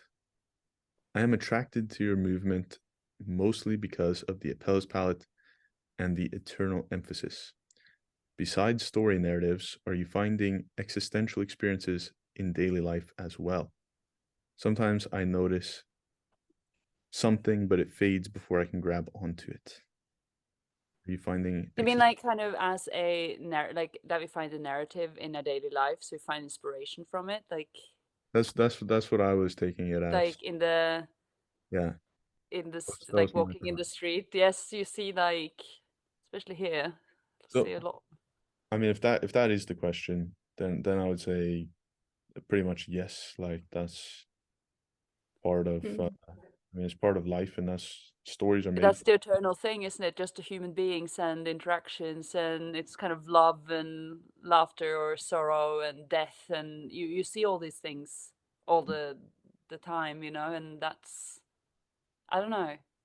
But I would say I really like the Ayn Rand approach, the anti-naturalism approach, which is like, just because you are in a very mundane place or like you have very boring events around you, doesn't mean that that's what you have to show in your painting. Like you can go and find things or exaggerate things and create so much more out of something very small. So, Hmm. you know, It small. reminds me, I'm sorry. Oh, go ahead. Go ahead. No, it reminds me to the whole story, Kristine, you told me about the the chickens. Yes. Yes. That's great. It's exactly the Great. same. Like you can observe It's like a human. microcosmos, like in everything. Like it's just happening. And you know, yeah, I was actually thinking about that story, and I think, and it was, I watched this thing. I went to visit my family over the summer, and it's like called my Garden of a Thousand Bees. It's a man during lockdown who filmed the bees in his garden, and it's so full of drama you wouldn't believe it. You know, these like wasps killing each other, and it's like among all the flowers, and it's like a battle, and like someone's like checking out the ladies, and you know, you find it and I thought that was really funny, and that these things you find everywhere because it's life. You just have to look, you know, and just notice it. So yeah, no, but Melissa, the chickens is so true. I was actually sitting and thinking about it. Sophie, remember Nick? Oh, I remember. So Nick is the one who kind of started with it. Yeah. No, well, Yike told me, and we Yeah, had you told me, and then it kept on going. Yeah, it was never ending. Yes. Well, Became a massive story. for a little bit of context, there were some chickens there at the farm, and they were being raised, and of course there is a pecking order, which you know, is a common phrase because it's very literal in the chicken world. Yes. And well, if you're out of line, bad things happen. And there was a whole sort of romance drama that we kind of made out of these. It was so funny. And you remember Odd wasn't like too keen on the chickens. And I remember I was modeling and I told him the epic story of the chicken coup, you know, like and Odd goes, "Oh my gosh, it's like an opera out on the field." Yeah, it really is. It And really it is. was. It could have been a Shakespearean Yes, drama. It's it like, really was. It was like revenge and murder and yeah. love and death and like So it was really here's the fun. basic plot. Basic plot. There was a one female chicken who was together with like the king rooster, The one. and well, this male chicken was spending a little bit too much time around some other female chickens, and so the queen Sophie pecked out his eye. Took his eye His out. wandering eye. Yeah, She took it. he went from Sir Thomas to Pirate Tom, just like that, wandering Oh. around half blind, and And then then she was very unhappy, this poor Sophie. And poor they had girl. eggs together. Yeah, imagine that. And then she was like an Ophelia death. Yep. She drowned. She stood outside in the rain and jumped into a bucket of water. Yes, so she drowns in this bucket of water, and the same day, the same afternoon, the egg hatches, remember? And that's Like so rebirth. so the babies are born, you know, and then the heir to the throne is born as well, and yeah, and then the Duke, you know, do you remember the Duke? That's The awful Duke, this little tiny rooster that was like chasing all the others. It was so funny to watch them. No, I love the chickens. It was great fun. So this is an example of taking a very small daily occurrence, you know, something that could be very boring. Like you go outside, you feed the chickens, you steal their eggs, like yeah, it's like pretty nothing boring. there, but then we Yeah. made this world out of it, and it suddenly becomes this epic tale, which we over a part of, and it was great fun. You could, you know, I'm gonna call Christopher Nolan tomorrow. Yeah. I'm gonna tell him the outline for the screenplay because this is. It's a Disney movie in the making, so Oh, it's not Disney. No, this is rated R. it's too. It should be like it. It's like chickens with a very serious subject matter. But it was great. So, and with the, yeah, so you kind of like, if you like telling stories and doing that and you project it, and it's about like wondering about things too and looking and kind of, and everyone has a story as well, which I find like interesting in this like eternal, like, because whoever you see, and it seems like it's like nothing, if you start talking to someone and it's like they reveal this most like amazing life, and Mm. it's yeah, just look and pay attention, and it's all really there. But I think that's like, in our busy lives, it's so easy because you walk the same street every day and you kind of become blind to it Mm. because you just like think you know it. But then of course it's like it's so much happening, and you can like start to wonder about the people that you meet, where they're going, what's happening, how is their life, like, oh, today they look a bit like this, what happened, what, like. So I think that's it, when you start doing that, it kind of, you wake up your imagination a bit too, and kind of, and start to chip away or like make things up, and all that feeds into your work ultimately as well. I don't know. Yeah. That's I, part I of storytelling. I mean, I think there is literally, infinite stories out there. Hmm. Um, and so part of what you're doing as a storyteller is to like reinvent the story, so to speak. Like you don't have to come up with something original. You You don't have can't come up with something original. to do that. Do that. It's like Titanic. Boy meets girl, falls in love, goes to hell. It's always the same. Mm-hmm. It's the same, just like Yeah, exactly. with slight So, variations. And I think that's like a really strong story as well, because it's the recognition is something that so it's like easy to grasp onto. It's not too abstract. mm, And then you keep building on that, and like, how can I improve this? How can I tell it better? Like, you know.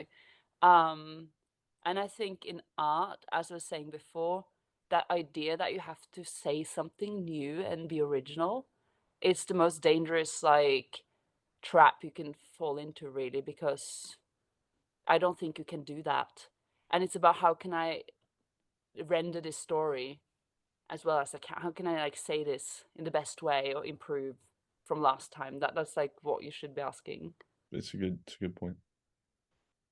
Is working from photography really bad? I feel awful, but I am doing portraiture. Portraiture does not seem to need the kind of excellence required of the best sort, maybe. Um, no, I'm not sure exactly what you mean, the excellence, but photography, it's one of the deadly sins. Let's be real. We we know it. We know it. But I think like what is really the problem with it is that you paint from an image that's already been like, you're making something three-dimensional from something flat, and you're gonna like translate it back. It's like you put something into Google Translate and translate it again, if you know, like, and then you kind of lose something. Um, and to translate something flat into something with volume, I find that hard. And also like, you can't really, it's this, as Odd calls it, the mechanical eye has made this image. It's Mhm. not a dialogue between you and the sitters. You kind of do lose something. Yeah. And to be honest, I find it also, after painting, I had to paint like a lot from a photo this summer for a commission that I did, because circumstance, just like, that's what happened, and you have to deliver, and it's just like you can't get around it. So sometimes it's not ideal, it's not what I wanted, but that happened. And I found that extremely challenging, because I only had that one thing. I couldn't ask, the model to do this or that. I couldn't like adjust my lights. I couldn't like, it was no flexibility. It was just that. And then you have to like invent it from your head. And I no, I that was really difficult for me after working from life and using myself, or no, that was a really frustrating. and kind of making that volume and not being able to kind of walk around and really sense how this person was sitting in space. That no, it was not ideal. I was not happy in that situation. William, what did you say? You said something, I think it was in our first talk. If you want to paint life, you need to have life in front of you, or something like that. Yeah, well, what every great painter does is to recreate life, I would say. So it's not to represent it precisely.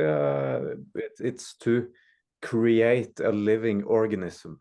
That's what we are hypothetically aiming to do. And you can't do that if you imitate something dead. A photography is dead. It's not living. It's not moving. It's not breathing. It's just there, existing, and it's not changing. It's not interacting. It's not aging. It's not feeling anything. Photography is completely dead.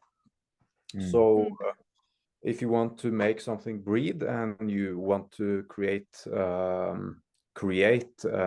living being, you have to imitate a living being.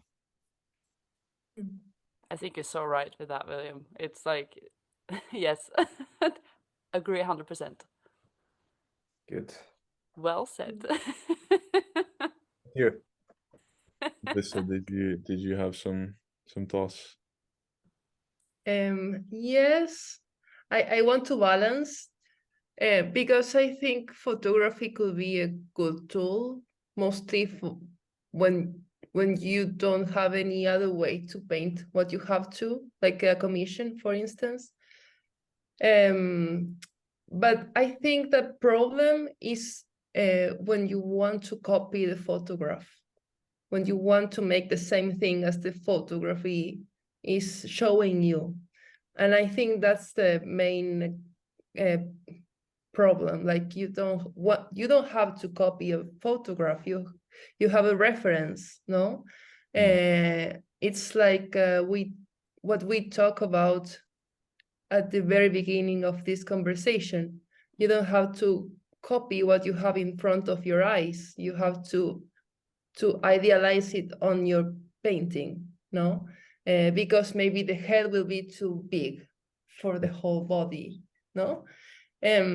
So I think that you can use photographies, but it should be 0.5% of it, and the other half should be fantasy. And that's the life you will give to the image. That's my thought. Because if not, it will look like a photography, and I completely agree with William. Like if you want to make life, you have to observe life. And I think when you have a photography, the life that you will give to the painting will be the life that you observed before by working from life, if that makes sense. Like try just reference and then not following it. You just like have it as a kind of maybe to know where everything goes, or the likeness of the model. If it is a portrait, you need that, or the proportions, where is everything distributed. But then you can't really trust. It depends on the photo as well. No, because it's very distortion. Yes, like you so have to have that in like present. Like you have to know that the eye of a camera is not the eye of like an organ, like the organ, the eye, no? So it works differently. It works similar, but it's not the same. So I think that if you're working from photos, you have to have many things in present in your mind while you're doing it. But it doesn't mean, at least for me, that it's forbidden.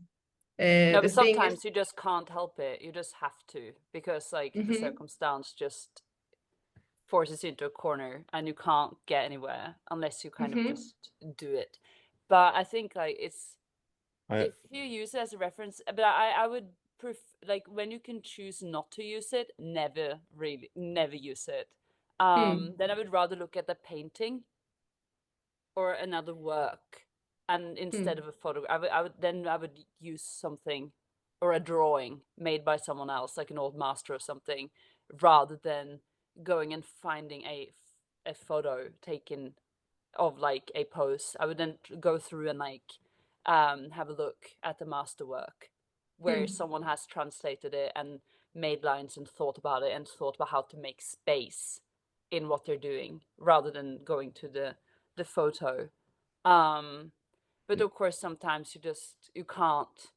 Like this summer, it was terrible. Had to do it, couldn't get around it. It was just not happening.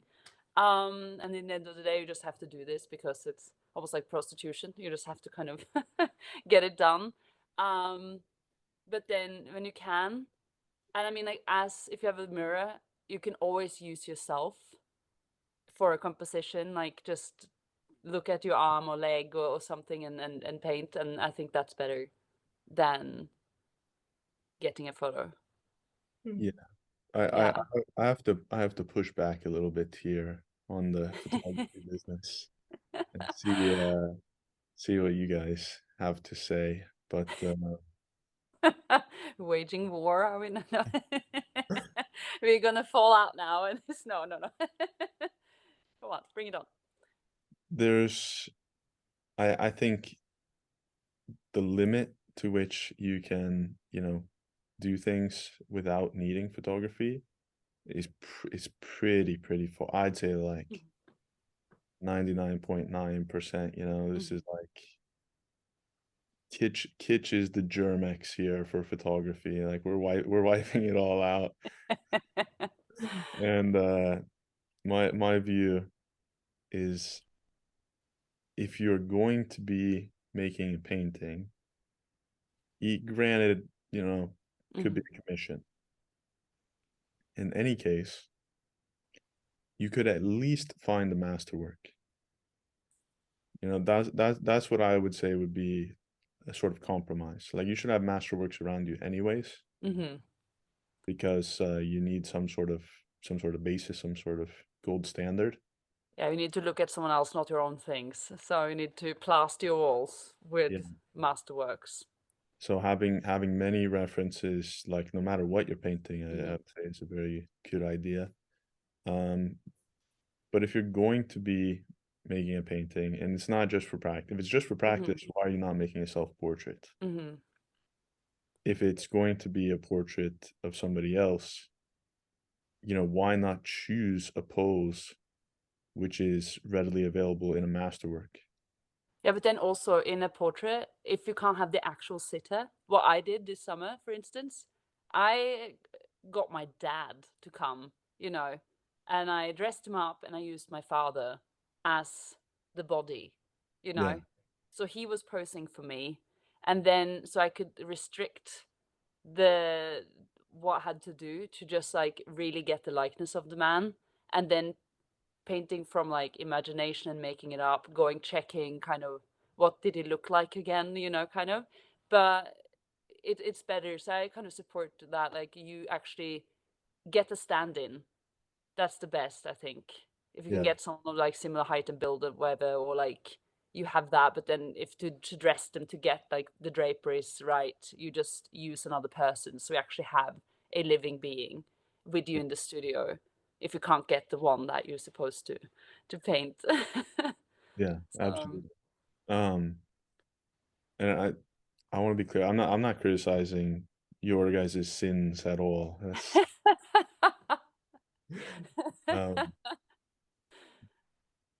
but I guess the question is kind of like, let's say you're doing a creative work, or like, so to speak, like you don't have some motivation from a buyer or something like that. Like it's just you're doing what you're doing.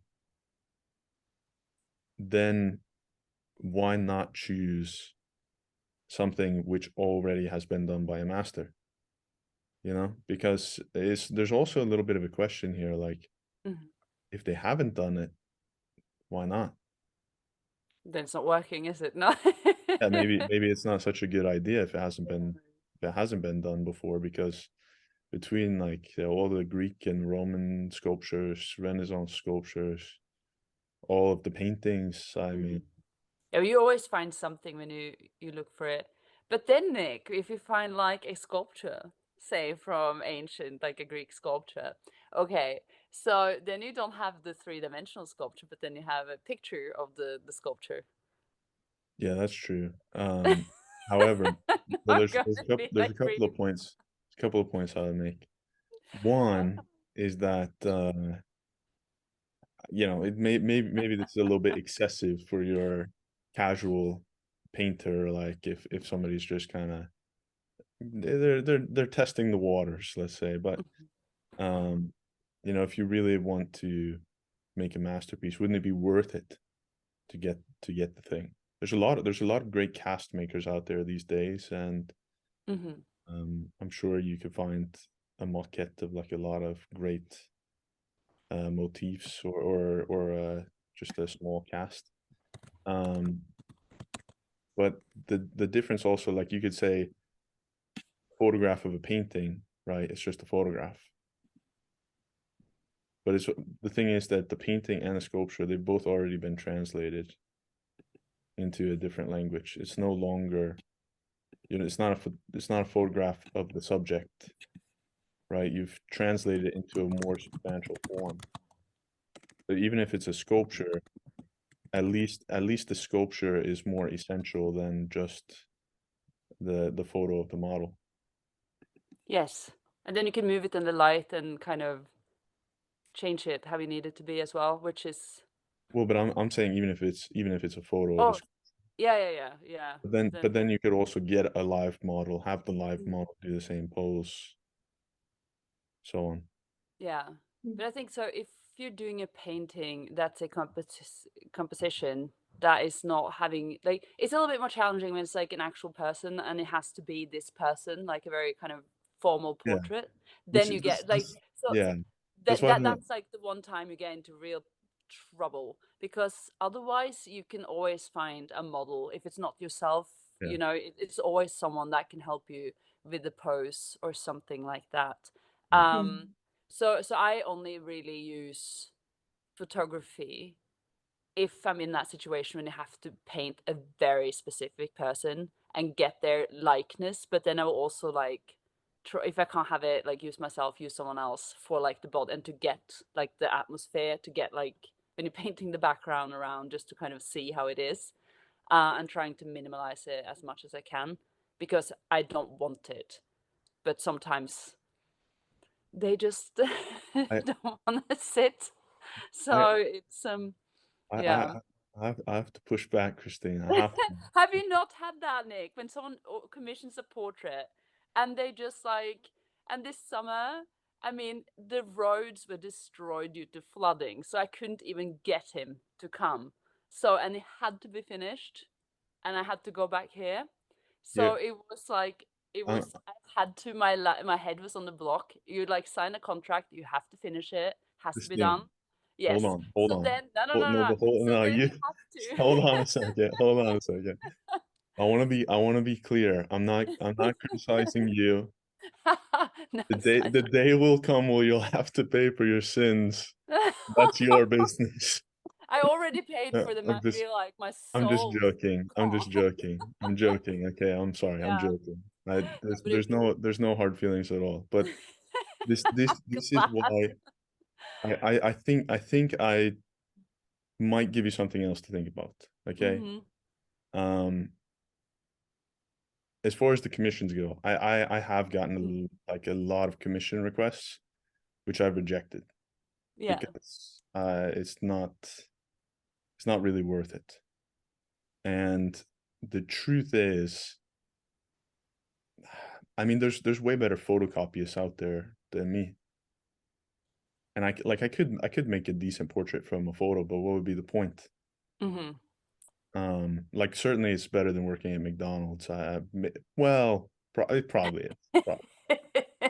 Maybe it depends on the pay, but the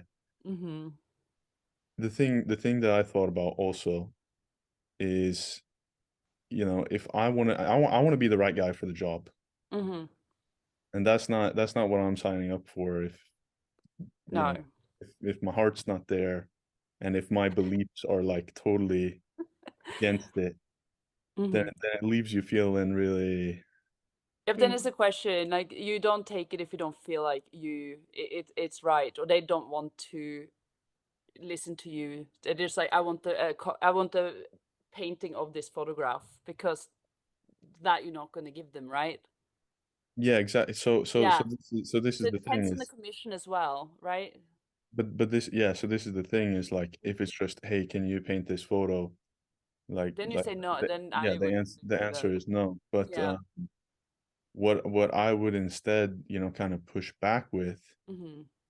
is that in order for me to do what I want to do and what I think is going to lead to like the best results, and for you to really take advantage of me, like, and what I'm trying to do is that I should be painting from life. Yes. And I think it is worth it to instead focus on, you know, people that actually appreciate what you're doing, and who recognize that your abilities are more than photocopy.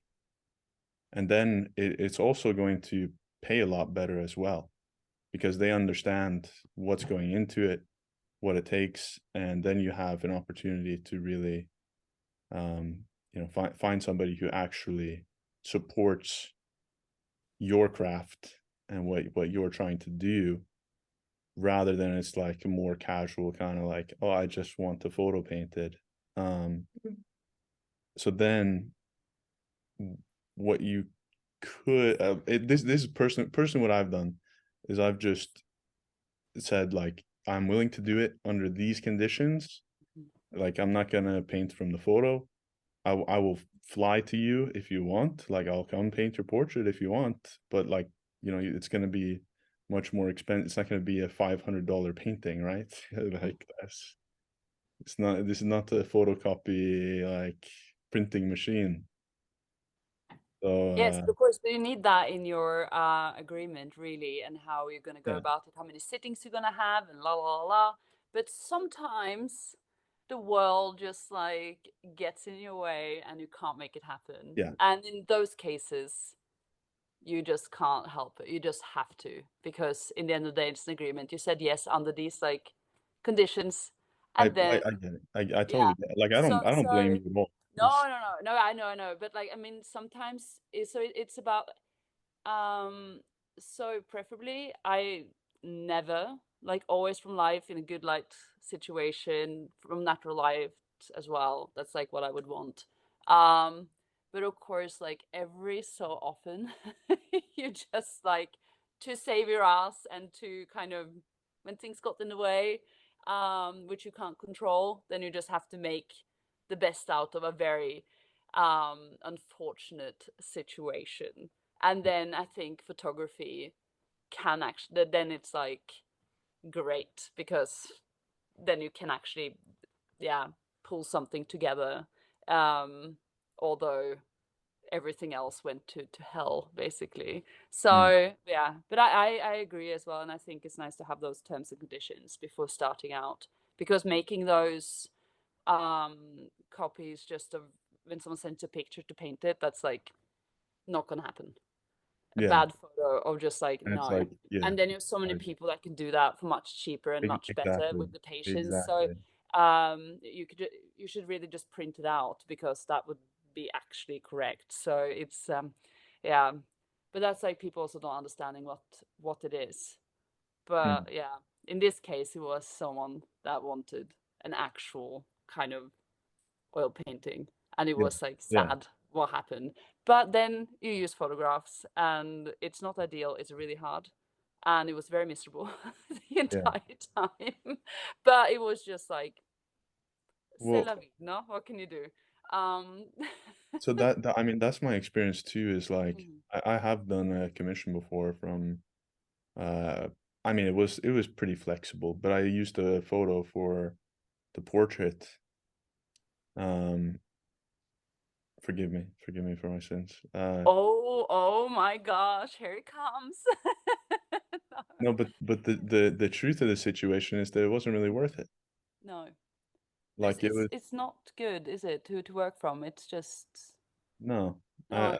Like I think it turned out okay, but I'm saying Your like soul. You pay with your soul. yeah, exactly. Yes. Exactly. You You're feel not, so depressed after. guys, it's not worth it to sell your soul to the devil. It's not. No. It's not worth it. Let me say, it takes out the fun of it. And I mean, like, starting out painting and drawing as like a teenager in my room, of course, like I drew from photographs or like whatever was at hand, really, or like a thing in my room. So, but then as I progressed away from it, it's kind of, you can't go back. It's like when you start painting with acrylic paints, I could never touch acrylic paints again now. Although I started out with acrylics because that's what my mom allowed me to do, you know, at home. And then you kind of go into the oil, and I haven't looked back. And it's the same with like getting a picture on your screen and drawing it, because of course I did that in high school, just like for a few minutes because I wanted to draw something. But I don't find that a rewarding exercise just to copy it. It's really, yeah. So okay, so this is why I gotta push back some more. I wanna because I want to hear what you guys think about this. I want to hear what Melissa, what you think about this too. I've really, you know, after going to the Nerdrum school and coming back to the US, I tried to paint on some gesso canvas just to do it, you know, just to make some paintings because I couldn't get linen. It was like such a runaround, such a pain. But you can only get it with gesso. It literally didn't exist in like you could not find it in the US and you couldn't get it shipped either. Like nobody would ship it here. Could you not have some of us ship it to you, like to order it to us, so we can like ship it further? I mean, yeah, I guess that could have been, but that like that's so much, you know, that's so much trouble in a way, where it would become a big long-term problem. You know what I mean? Yeah. But what I will say is that difference, like trying to work on that, but versus linen is just a nightmare. It's an absolute nightmare. And you're Was not it cotton as well, or was it this it was cotton with gesso, or was it kind of linen, or was no, it like even it was worse? cotton. It was cotton. It was, oh Which no. is worse, but I mean the gesso regardless is Terrible. what do you do? What do you do? So Panels. yeah, Oh, it's good. but well, I mean I solved that problem, right? Like that was the whole reason for starting the Kitschmeisters to solve that problem. But what I'm trying to do here is I'm trying to make a parallel. Okay, I'm trying to make a comparison. That same thing, cotton versus linen. Why would I ever use cotton? I'm not going to be able to do anything that I want with the cotton gesso canvas, right? It's gonna turn out like garbage. I'm gonna be frustrated by it. I'm actually gonna end up spending way more time and way more money, wasting paint, wasting my energy and my focus, trying to make something with that garbage canvas, compared to if I just pay more upfront. Oh my gosh, I can live the dream. I can use linen with the oil ground preparation. Oh, all is great. Oh, but I have something to say.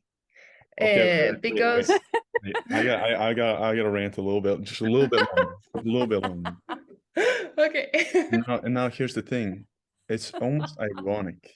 It's almost ironic because especially in the beginning, it makes sense. You use cheap materials, whatever, get a little bit of experience. Okay. But you would kind of think like, oh, if I use cheaper stuff, that means I can make paintings for cheaper, I can sell them for cheaper, whatever, right? But it's not the case. Number one, you're not gonna be able to make as good of paintings, right? Number two, you're gonna spend more time because you don't have the right materials. And then on top of that, you are not giving your collector the best of what you can bring, right? You're not giving them your best work. You're not giving them the most substantial painting that you could. if you gave them linen, if you gave them linen and you actually have like a well built up surface, it's also going to last longer. It's a better deal for them, and it's not that much more expensive in the big picture. No, but like good materials in comparison to bad materials. I mean, you are being ripped off by Yeah. bad materials because they actually cost a lot. You don't have to add much more to That's what I'm get saying. like Yeah. really nice Yeah. things. So And it's I not think like, I think flexibility Wait, in oneself is wait. the most is a big virtue, and I think that when you cannot get it, you can't stop doing what you have to do. Like I have the example of Lars Hertevig. You all know it. Oh yeah, Like on the cardboard. he painted in this paper for rolling cigarettes with cat hair in it, his brushes. So I mean, I think it's important to paint in a good surface with a high quality material. But for example, here in Argentina, we don't get linen at all. And every time I travel, I buy linen. No, it's what my main thing. But if I don't have any more, then I won't stop painting because of that. Oh yeah. But then you lose completely, then it's like then you like give up. I'm gonna stick it to the man. I won't let them win. Big Canvas is not gonna win. No. But here's the point that I'm making. This is the parallel that I want to make. Until you really like use that linen, you weren't aware how substantial of a difference it makes. Yes. And on top of that, you weren't aware of the actual value of it. Right?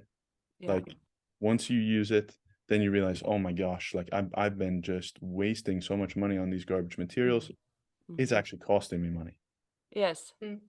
And it's a similar thing, in my view, when it comes to the models and taking the approach to the painting to try to make something great, right? Yeah. Forget about the commission. Forget about the commission. Yeah, but I get where you're going, I think, with that. Yeah. But then also you don't know until you do know. And then you can't really go back to what you had before because you have experienced something. But then when you start out as well, say starting out drawing from photography, you haven't had a model. You don't know, so you just get what's at hand and you get into it and then suddenly you get to try in a studio with like great lighting and it's a wonderful model and it's just like magical and you feel like you came home or something. It's just perfect. And there is hard to turn. I would say there's a learning curve to it though. There's a learning curve. Like if you're going from photography or something like that and you're going into painting from life, there's definitely a learning curve. A steep one. Yeah. So like in the that beginning, is rough. in the beginning, you'll probably make much worse paintings, and you'll think like, "Oh man, what am I doing? Like I could paint from photos," but you're not gonna make. I don't think you're gonna make as great of paintings if you're working from photo compared to if you put in the effort to get models to yourself. Whatever it takes, even if it's only having like 1 hour per week with a live model, you can do a lot in that time. And I totally agree with you, Melissa. Like you got to make the most of the situation that you're in. If you're in a little attic and you have to paint with cat hairs, like get it done, do it. Yes, but hey, everyone has a mirror, so you can still paint from life in the mirror. Exactly. Yeah. And that's much more productive than painting from the screen, but just coming up with that you should, because we're so used to it in this world with so many images and so flat on the screens and so accessible.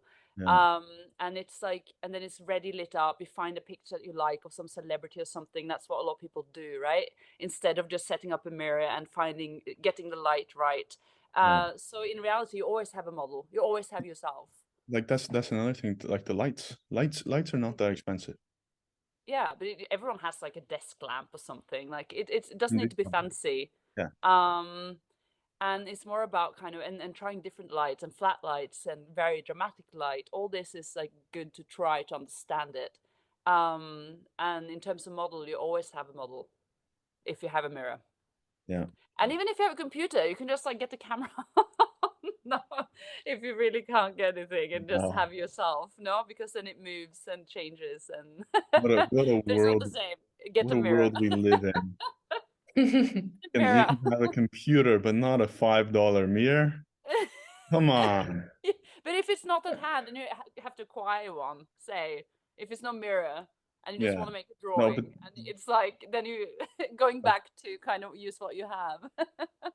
I Or just still say black mirror of the screen, just shiny. there's absolutely no excuse for why you can have a computer, but you can't go buy a $5 mirror. No, but like all the shops are closed. It's like 10 o'clock at night. You're like out traveling or something, and you just have your computer, like me now, Yeah. writing a little piece of notepad paper and a ball pen, and you still make a drawing. There's always a bathroom. Yes, it's true. It's true. Good point. Fair point. So go to the bathroom. Okay, you win. Yeah. In But the yeah, we always have a cafe model. bathroom. Take up the space, like no. Or like odd in the window, Yeah, true. See? which is a very cool painting. So see, it's only like limits of the imagination that stops you. So, but yeah, I would say, but like to sum it up though, don't use photography or like photos. Is that That's I mean that's my yeah, we all agree on that. So yeah. I don't know. I totally understand, like, especially if you're working on compositions and you need to see the body and things like that. And it's, it's one thing if it's like, okay, how is the back moving or something like that, and it's like, trying to set up 2 or 3 mirrors. Yeah, it can be tricky. It's doable. It is It's doable. very doable. But if it's something like you're just trying to see how is the body moving or like something like that, I mean, it's one thing to just like try to gain some knowledge. It's a little bit like if you did some kind of basic research, like about an object that you want to include in your painting, for example, like doing your basic research to go find a rock or something like that, right? It's just to like make a quick observation. Yeah. But even also if you live like close to say a museum or something with sculptures, something with similar poses, it's kind of nice to kind of go and like use the references around you as well, because there's always something in a part here and then go make a sketch or, Yeah. have a look at it. So I usually do that as well when I'm like really stuck in something. And if I have a place that you can go visit, and look at things and see if you can learn something from other works, that's really, really useful. And I'd rather do that than finding some terrible photo on, yeah. So it's just about using what you have. It comes down to the value, I think, as well. If you're gonna spend 5 hours looking at a photo, is that more valuable than 1 hour with the model? Absolutely not. It's more the 1 hour with the model. It does so much more because you do understand the object in space, which you don't do from the photo in the same way, I think. Yeah. So I don't know. That's just my perspective is that it's absolutely worth it. Like there's can be a effort barrier or like a cost barrier there, but you can find some way to do it, I think, and then it's going to be absolutely worth it in the results. I don't know. But then if you do it, then also you need to really have a plan for how, like, so you don't waste the hour. So you actually get like an efficient hour with the model. So you kind of have it really planned and worked out and set up. So you don't have to kind of do all the practicalities around it when you have the model. Yeah. like paint the background and such things. Oh. William, is painting from photo an unforgivable sin? Is there hope for our poor souls? You know, it's We've just had confessions, haven't we? it's like asking if you could forgive murder, in my opinion, my honest opinion.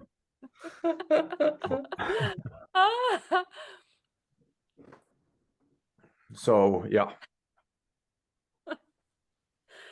Fair answer. It's a But deadly sin. can you forgive murder, William? Can you? That's The question, the real question is if you can forgive yourself. Yeah, but that's like Raskolnikov, isn't it? If you can live with what you did, you've earned it. Like you can do it. So And what was the answer there? he couldn't. He went nuts. Yeah. But that was him being a weak person. No, I don't know. So yeah, well, Chris says maybe not hell worthy, maybe purgatory. yeah, purgatory, and I confess my sins, and I'm forgiven. No, so then I can like forgive me, Nick, for I have sinned. Is it that? No, don't say it to me. I'm not No. like that. You have to tell You Odd. like in the box now. It's like you, yeah. No, but it's like, yeah. Yeah, I would. imagine you go into that box and Odd is on the other side and you say, "Hey, Odd, I've been painting from photos." No, he wouldn't like excommunicate me for that. No, it would be fine if I had like a valid reason. So no. But I mean, you shouldn't do it, and it's not useful. It's not helpful. It doesn't help you make the best painting you can make. So when it comes down to it, so I only do it when it's absolutely no other way, and only for the bits that no one else can step in to fill, if that makes sense. That does make sense. Yeah, and it's a very unfortunate situation that is deeply depressing and disturbing, and you feel very unhappy with everything you did and yourself, and everything seems without meaning, and the light just disappears from the world. That's a little bit how it feels. But Thank you for enlightening those who might be tempted. I've never tried it. No, so This is gonna be clipped. I'm gonna share that one on Instagram. You're gonna like sacrifice me on the internet. That's How it feels to paint from photo. so mean. So yeah, no. And I hardly ever do it. I just I confessed to the one time. That's one. Recall. We got her, guys. Call it a day. She's done. And for the record, I think like no one has painted as much with models as me, as like Florence Academy of like 3 sessions with models a day. Kristine, be real here. Come on. I have way too much respect for you to hold you to such a low standard. But I feel like my respect now is like going away. No. But yes. Any final thoughts, guys? I want to say I really appreciate you guys staying for so long. It's been quite a long time. I know we probably didn't plan to go this long, but I had a great time. So I hope you guys had. Yes, It's was been nice. good. It's always nice to see you and have a talk with you, all of you. Yes. I really want to go and paint now. It's like Yes, I feel the fire coming up. Yes, the creative flame has been sparked, no? Yeah. I'll just go read some more. That's what I'll do. Maybe make some drawings in there while you're. Yeah. Mhm. in the side. Library wouldn't appreciate it. Oh, no, Yeah, that's fair. don't do it Not then. that they No. check though, so it's yeah, but can't do it. Mm. Did we get the message? All right. Well, final. I'll just I want to remind everyone here at the end, in case anyone missed it. There is currently a discount for a very limited time, just until December 1st, for all of our workshop in Florence. So you can hear us 2024. argue live. Now in person. So the discount code is Florence. kitschpaintingworkshops.com. If you guys, thank you everyone for being a part of this. Thank you everyone who watched live. Thank you for the wonderful questions. Thank you to these wonderful people. Very happy you could all be here. An excellent time. Thank you, Nic. Thank you. Thank you all. Say ciao to you. See you in Italy. See you in Italy. Have a great rest of your day. See you guys.